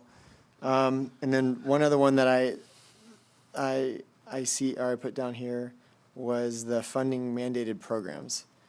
Because like we had today in our budget discussions, all these mandated programs are gonna bite us. So I don't know if that's a priority to you guys, but that's kind of my top 5. So, Okay. but I don't want to let go of broadband. I guess if I could say it, I don't want to let that one slip. Ryan? Yeah, and Supervisor Kirk and Supervisor Brennan, I couldn't have said it better myself with your comments about road improvements. This, to me, it's an issue that has sort of selected itself. Whether we choose to make it a priority or not, it's a priority, and it's something that's very expensive, and it would take a lot of different resources to make headway on this. SB1 helps, but and we've looked into other resources like Cal Recycle and these other grants. So there are opportunities that are out there, and I think it's really worthwhile to spend the time and pursue them. And we've seen, and to me, it just ticks a lot of boxes. I mean, you've got ingress, egress issues related to fire safety. You've got, property values, affected by the quality of the roads. You have economic development opportunities by better infrastructure. So that to me is a top priority. As Supervisor Kirk said, broadband to me is kind of tied in with that, and it's also another area where the opportunities potentially are there to make headway on that issue. So it's a combination of what are our top priorities and what are the priorities we can actually do something about, and those two I see as meeting both of those categories. And then lastly, forest health. I mean, we are a county that is in the forest, so what happens in the forest affects all of us, and we all benefit from a forest that is fire safe, that is thriving, and what if we can do, if we can take measures to improve and prevent some of the major forest issues we've had in the past 25 years, then that would be also, I think, resources and time well spent. So, listening to my colleagues, I just wrote down, I've got it in 5 bullet points, fairly high-level bullet points, but address forestry health and wildfire mitigation. I think those kind of go together. Prioritize, obviously, getting state and federal assistance on our road infrastructure, road and bridges and all that goes along with that. Again, broadband infrastructure. And all of these line up, by the way, with something or some things in some cases at all 3 levels, NACO, CSAC, and RCRC. And then nobody was talking about it, but this is a really big one nationwide, and I think it's we ought not to forget it either. And that's and I'll wrap it into the behavioral health, homelessness, opioid addiction, all of those vulnerable population issues that we're dealing with. And then the one that nobody's mentioned, but I think it's really important, we've always had it in our platform. You talked about environmental lawsuit reform. I would call it tort reform. Okay, right now it is not a level playing field when you're a local jurisdiction being sued by special interest groups. It's just, we end up donating to their coffers whether we win, lose, or draw. So I think until that gets more balanced, it's going to continue to be difficult to do work with the government. The other thing that I'd like us not to lose sight of, although I'm not willing to put it on a par with this, but we have a census coming up, and I really want us to be a complete county. I think that's going to be important for whoever follows this board well into the future. So it's what all of our funding from the state and the feds is going to be based on for the next 10 years after 2020. So I think it's really important that we encourage our public to get engaged in this process and stand up and be counted. But those are if I didn't hit something, I'm open to darts being fired or whatever. John? I think you have the thing that all of us is important, and the public needs to understand everything on the list is important. And there's going to be some things that are going to surface from time to time that may take more immediate action that might not be on the list, but certainly could affect the county. So, I don't want to say it's a fluid list, but it's a list that we can start with and see where we go from there. The other thing is that we're giving the chairman the authority to sign the letters in order to expedite the process, and that's important. And I know staff will do this, but make sure we get in the loop somehow of what's being done. Supervisor We don't want him out there by himself. No. Anything can happen. Well, Washington, D.C. is still standing, so. Yes, ma'am. Can I make one comment? So when you reference for the federal issues, tort reform as opposed to environmental lawsuit reform, so one of the things that, when I was working with Liz Peterson on this issue, is tort reform is really torts, for a legal term, are personal injuries. So when you're wanting something to be on a legislative platform, that is why we phrased it environmental lawsuit reform, and to get specific to the issue that you want to advocate for to the legislature to change, which is part of the code that allows the private attorney general theory lawsuits to happen. So just so you understand kind of. I'm okay with that. Okay. That's why you got a law degree and I don't. Thank you. And again, what I would like to have is, if we agree on these, and, I'm not wedded to them certainly, but if we agree on these, we ought to have a little point paper that for each one of those organizations, that as we go out, we could have as either a leave behind or whatever, so that we're all talking with an agreed upon voice. And I did neglect to say that, but that is the Okay. intention. So that also would include, Supervisor Rutherford talked about the vulnerable population piece, and that was one of our 4 pieces coming out of the retreat. At the last RCRC meeting, and I see it identified both 2 different ways. One under CSAC is advocate for appropriate balance between state and local authorities' interests. RCRC was a little bit more direct, and they said promote county interests as bills are being introduced to restrict it, curtail, or prohibit decisions at the local level. And I think that they suggested that there were 30-some bills that were trying to make it their way through committee that would get right at the heart of this and try and start dictating land use policies to local jurisdictions, especially with regards to the WUI. And I would say I can think of probably 4 of our 5 districts are all identified as being in the WUI. So I think all of them are. Jamestown was the only one that I was thinking might not be. Yeah, but Columbia is. Columbia is. I stand corrected, all 5 of them. This is going to be a really important piece, and so having those bullet points that we can speak to. I know when I'm at RCRC next week, this is going to be on the agenda, and I think it's going to be very helpful if we're carrying a message that is from the entire board. Supervisor Rutherford.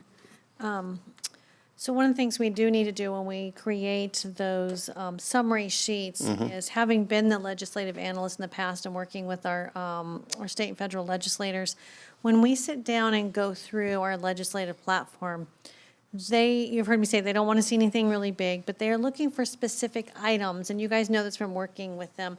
What is it exactly we're asking of them? So we will need to further work with you all to decide and delineate and define what is it under each of these categories, because these are very broad categories. It is it that we're hoping to accomplish, and then we actually, I mean, as you know, when we get legislation or they sponsor it for us, usually staff does all of that detail work, like when we did the one for the hazard mitigation and trying to, the match that Senator Berryhill was going, we provided him with everything. We gave him the statute, the legislative language, we give him everything, and then his staff writes it up.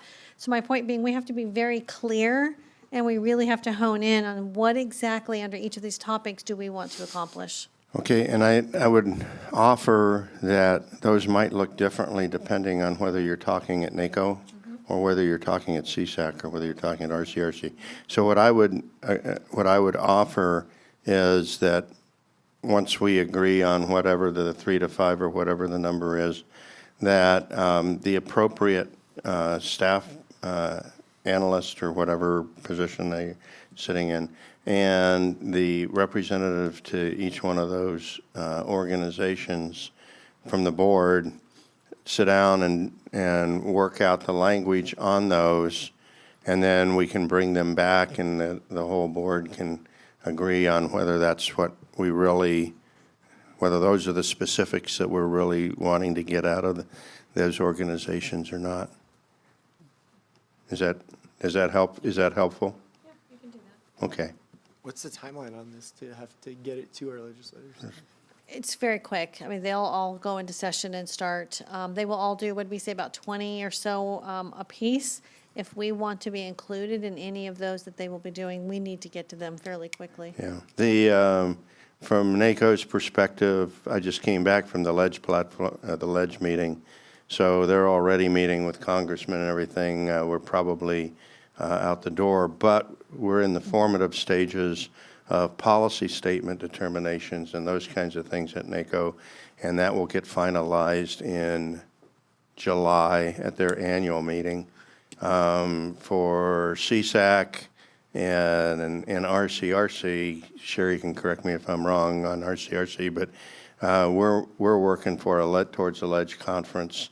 Help me out. End of Sherry. April. April, Yeah. that's right. Late April. Yep. Yeah, late end of April. Yep. So, it's not, all of these go in cycles, so, and we'll be updating ours as we go too. Mr. Chair, I have a question. So how specific do we get with these platforms? I mean, do we want to compile a, wish list of projects that we can then present, or is it not quite that level of? No, it's more, it's more at a policy level than a project level kind of thing. But you have to be specific enough that, we want state support for priority funding to fuels reduction projects for fire safety. Something like that would be specific enough that we want to rebuild Italian Bar Road. That's probably too specific. We want to get a bill passed that helps our position. Exactly. And that's the information that Tracy was talking about, to get to the legislators, that all that information, because they don't want to work to do it. They want us to do the work. And the other thing that if you're really interested in doing it, is you offer to help them do their work for them. Nothing works like doing someone else's work for them. So, and we've been very successful at doing that. From tree mortality, that we did a lot of that and everything. So,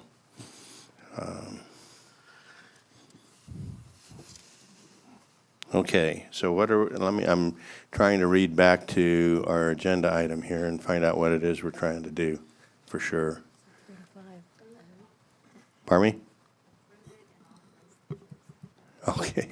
We want you to narrow that down. So we were looking at 3 to 5 state, 3 to 5 federal.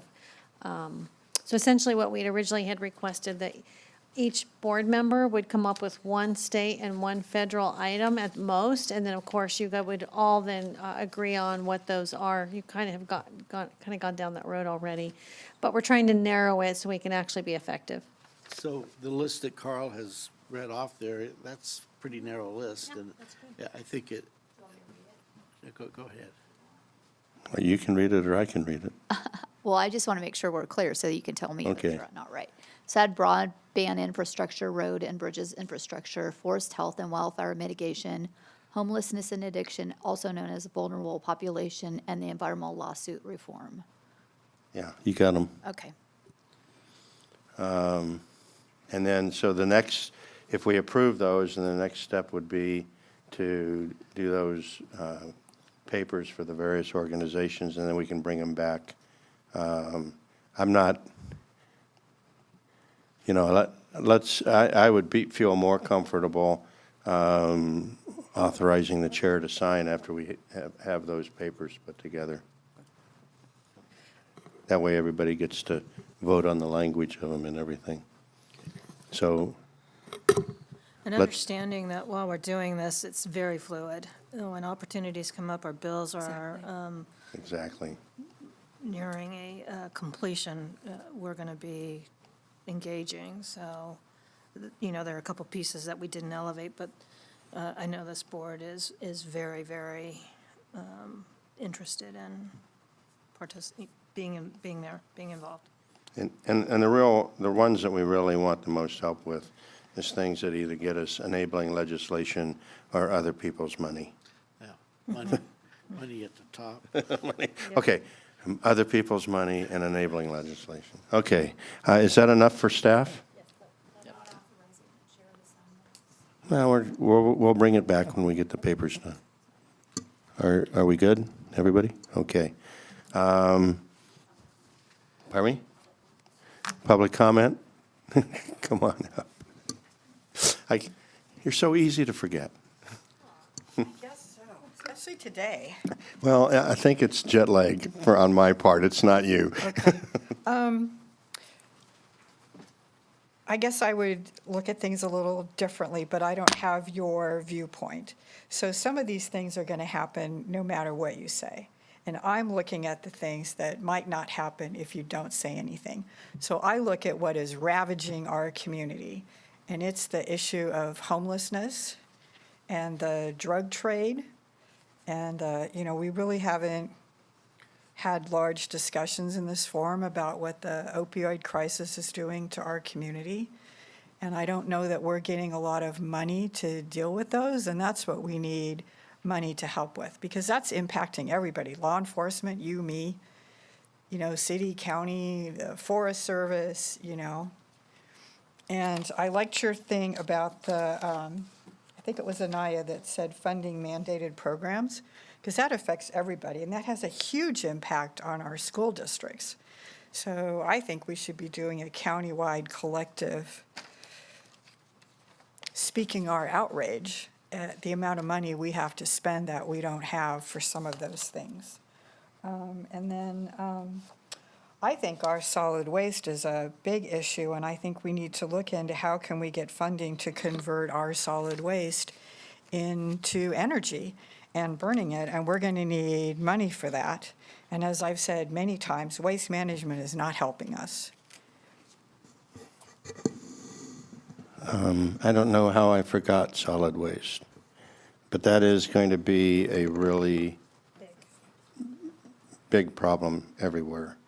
So I don't know if we put that somewhere in infrastructure and include it in there, but we do need to address, I think, solid waste to energy. Number 6. Pardon me? You could just add a number 6 on there. Okay. We could have, considering what we've had in the past, as you all know. This is much cleaner. It's much smaller, yes. Okay. Okay. Do I have consensus from the board to add? And just kind of what Carol mentioned, though, like for instance, the vulnerable population. I feel like it's such a huge state issue right now that, kind of like what she said, not to go against her meaning, but I feel like that's going to come up no matter what. So I'm not saying knock it from the list, but at the same time, I'm saying maybe we should bump that down a little bit. It's here on the list, on our list. True.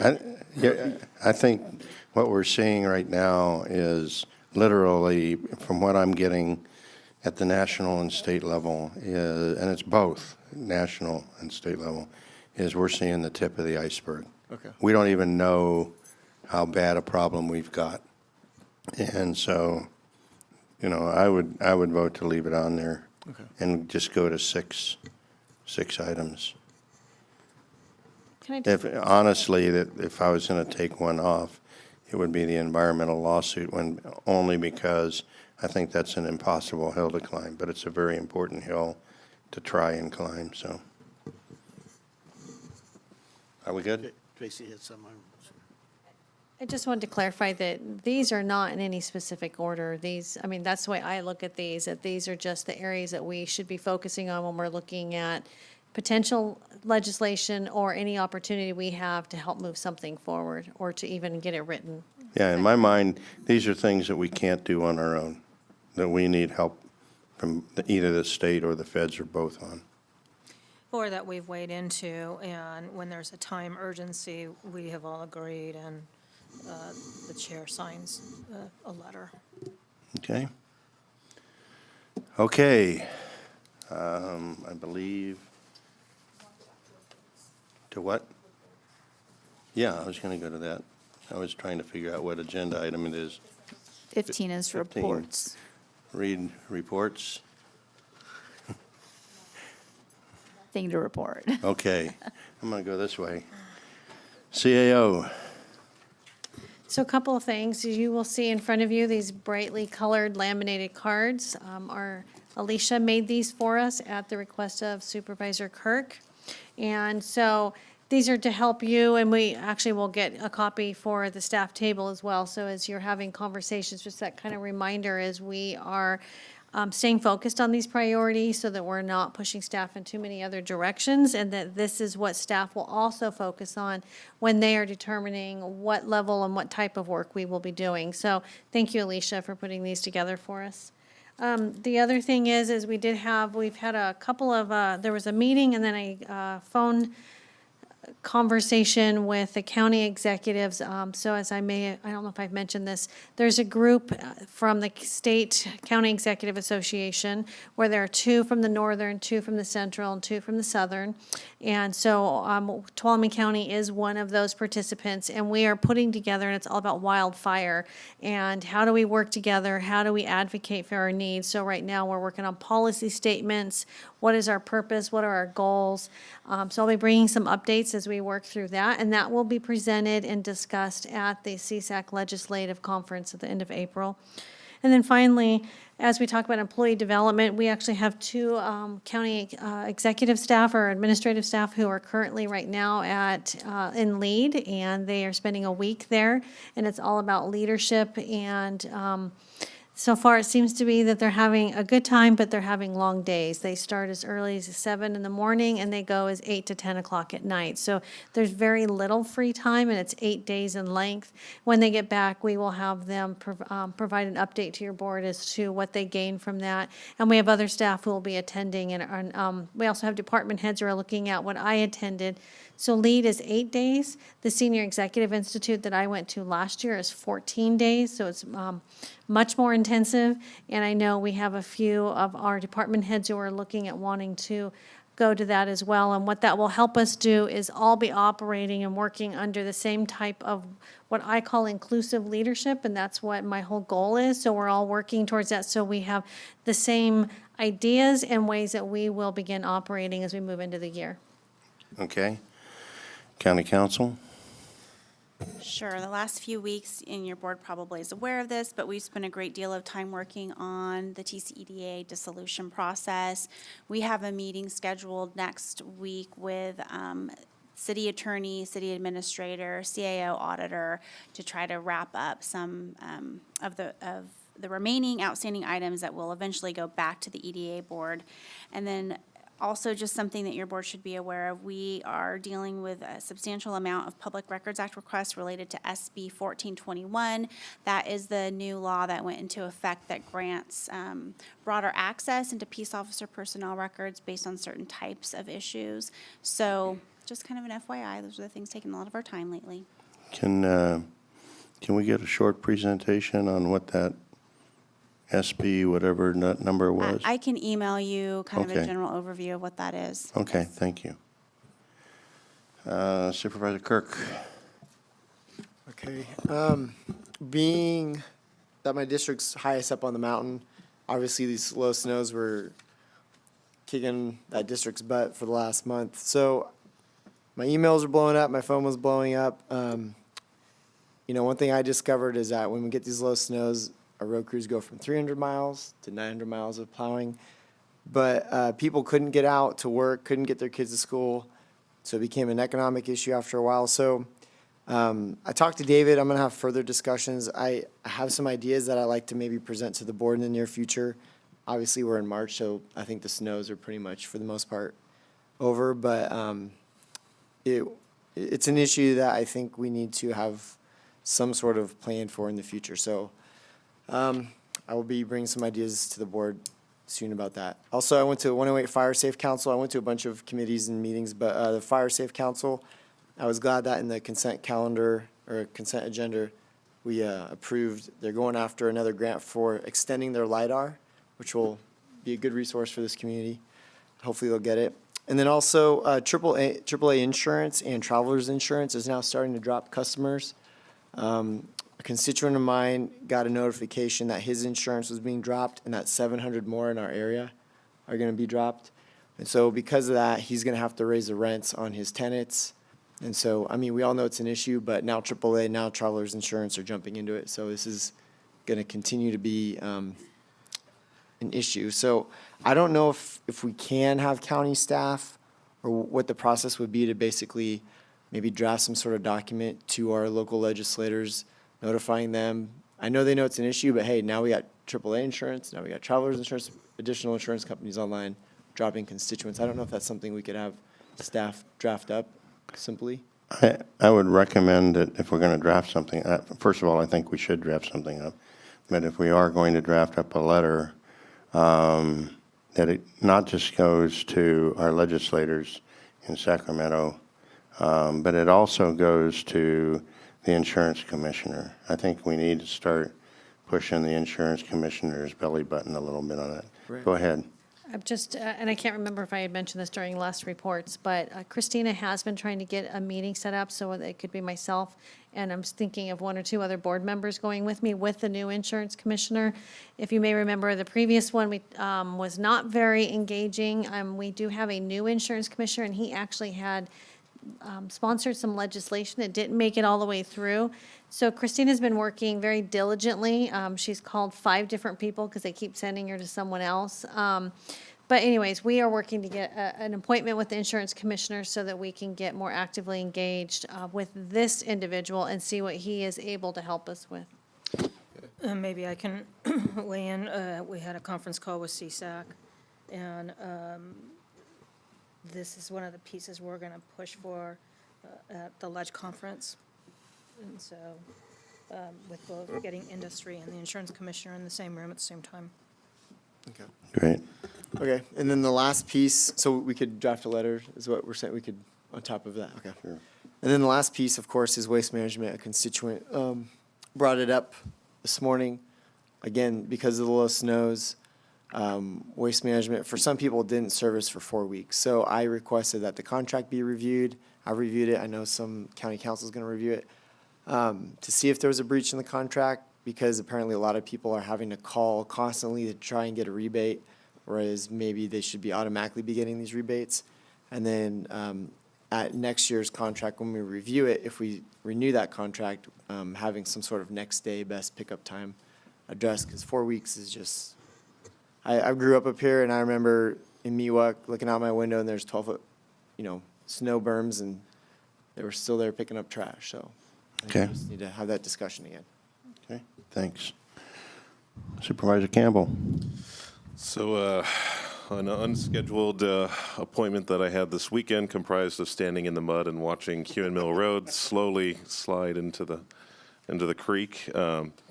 So I'm very happy to see that we're able to make some headway on that, and just again to remind folks to drive slow, and we do have county personnel working out there, so just be real careful in going through that section. So I guess I'll start at the beginning. 2 weeks ago, I attended New Supervisor Institute with Supervisor Kirk, and I'll mention while there, I made some contacts within the insurance commissioner's office, so we can kind of get together and maybe get through to some people over there. Yeah, it was really informative. It was to me, it was much more substantive than the last institute we went to. A lot of really good information. Served in the Central Sierra Child Support Agency with Supervisor Gray. Sat on the board of directors for Access Tuolumne County for the first time last week. We met, Supervisor Kirk and I met with the tax collector, the fire department, animal control, airports, and the ag commissioner over the past 2 weeks.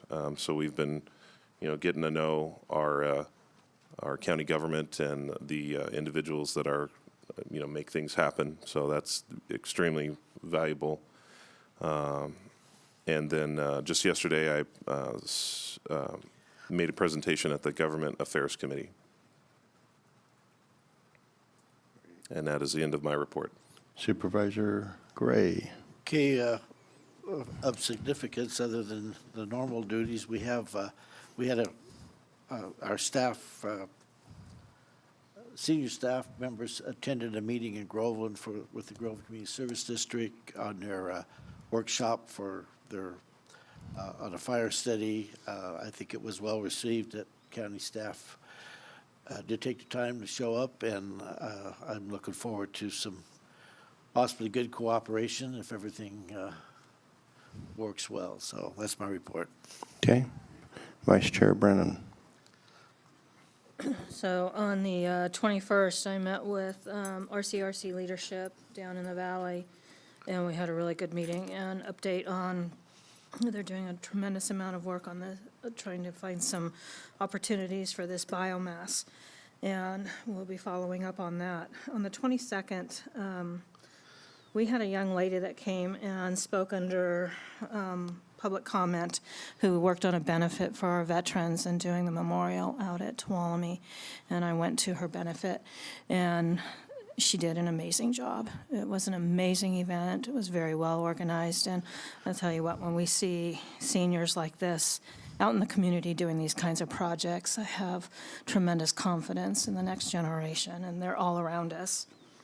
On the 26th, we had a Natural Resource Committee meeting.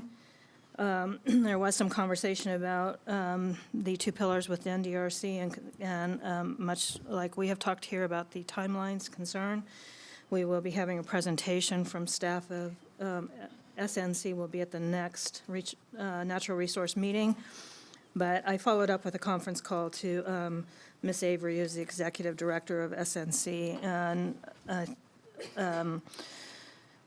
think that we need to spend some time and start looking at what this county is going to do in terms of outreach to our federal legislators, and start laying out the case and our concerns for these pillars being completed in the time frame that we have left. And there wasn't a strong objection to us initiating that. On the 26th, I also met with some constituents on the homeless issue, and I want to say again, this is a much broader topic. We talk about drug abuse, alcohol abuse, mental illness, and I think that at some point in the future it would benefit us to have some kind of a conversation, public conversation about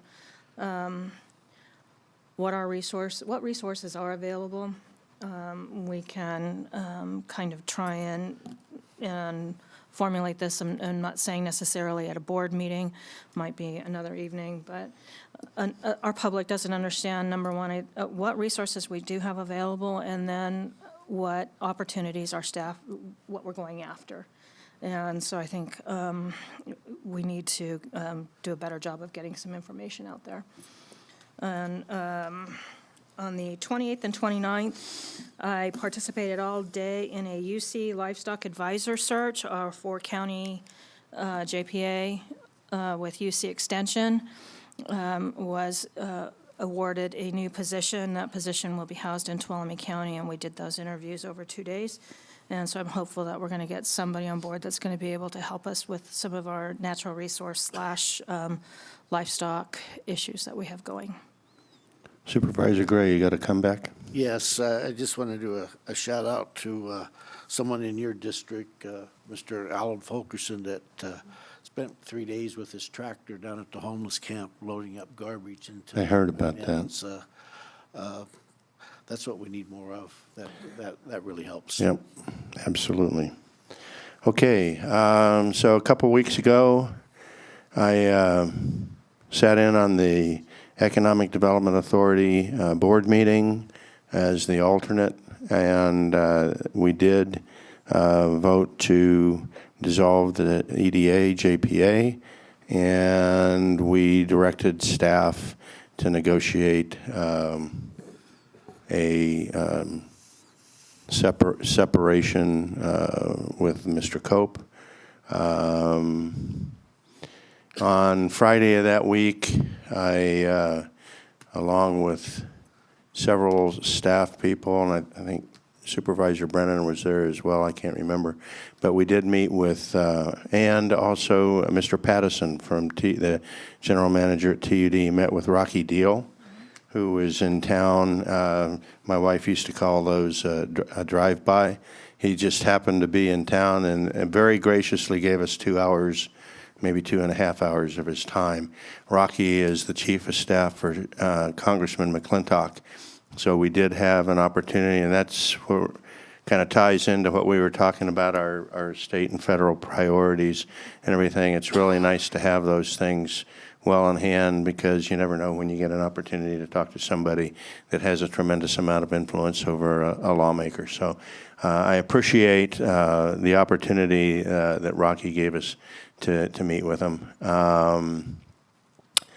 And then last week, I went to Washington, D.C., left town Thursday night and got in just in time for the board meeting today. And for the NACO Legislative Conference, I already talked in some detail about the major issues that they're struggling with, and I will tell you this, I get refreshed every time I go to a NACO conference. I really believe that if this nation was run by local government, it would be a far, far better operation. And it also reinforced my view, strongly reinforced my view, that at the local level, issues are not red and blue issues.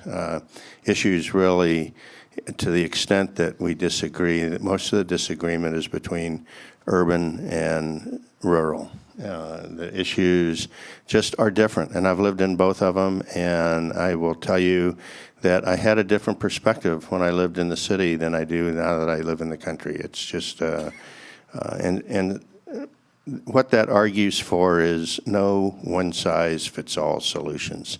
Let local government, give them as much flexibility and as much resources as possible, and I think they'll do the best job of running our government. I do want to take this opportunity. I wanted to talk to all my contemporaries about this ahead of time, and then I started having Brown Act implication thoughts. So I find it desirable, if not necessary, to make some changes in our board assignments. So I'd like to put those out there. If there's any real serious disagreement, we can certainly belay this until we can have a discussion on it. But we've been dancing around very effectively, I might add, but we've been dancing around the Brown Act because our Water Policy Committee, ACWA, has moved, which is the Association of County Water Agencies, or California Water Agencies, has moved very much into what they're calling headwaters management, which is really starting to get very fuzzy, not just on the edges, but in the middle with natural resources issues. And so we've had a situation where we've really had 3 supervisors doing a very delicate dance to not have a Brown Act violation. Because we had 2 on one and a different 2 on the other. So I am asking the indulgence of my fellow board members. I am proposing to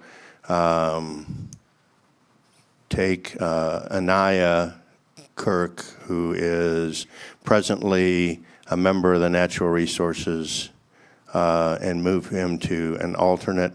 And I will take the second seat on Natural Resources, and that'll make, and then I will do the same thing on the Water Policy Committee. I'll move Sherry onto the Water Policy Committee, and I'm going to move Ryan, who is currently on it, to the alternate on that.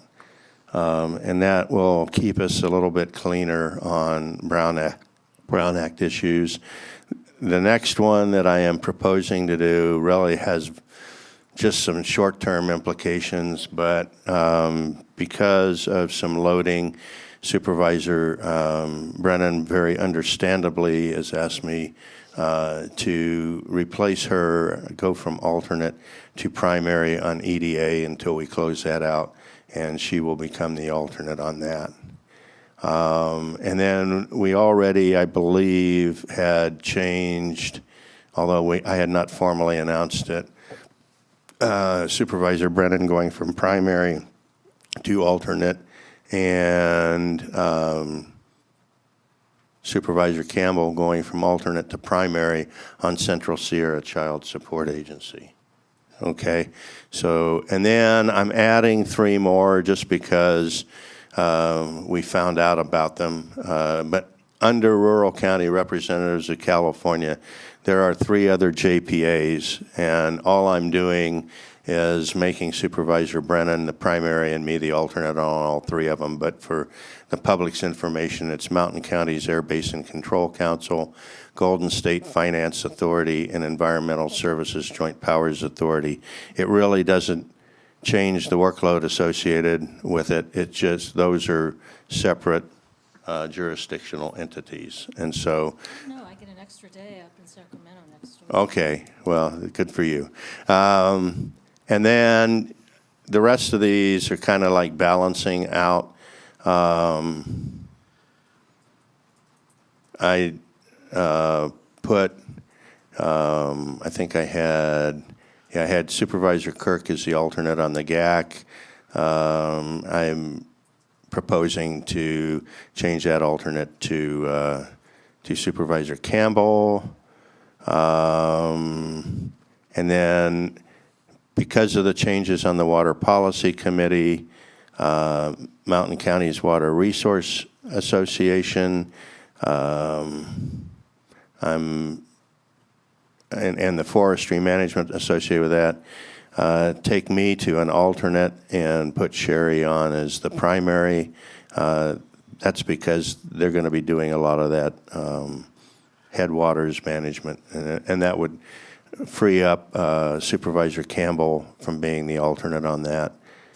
And then I don't know why I didn't think about this, but I put me as the primary on the Farm Bureau, and I left Supervisor Gray as the alternate. I just took Supervisor Brennan off of the Farm Bureau. She has a family conflict since her husband's on the Farm Bureau. So I apologize for all of those changes. If any of the supervisors have a heartburn with that, please see me, and I'll be glad to work with you on any of those. And I will get you a list of these. I thought I printed it out, but I couldn't find it this morning when I got home. Supervisor Rutherford, just for the Brown Act purposes and to be clear, can we just put this on the next agenda so that all, that Okay, we'll spreadsheet put is- that on the agenda. Okay. And you can all come stab me if you don't like it in the interim, and we'll approve it at the next meeting. Is that good? Okay, thank you. Anybody else? Okay. With that, I believe our work here is done for the day. So the Tuolumne County Board of Supervisors meeting is adjourned.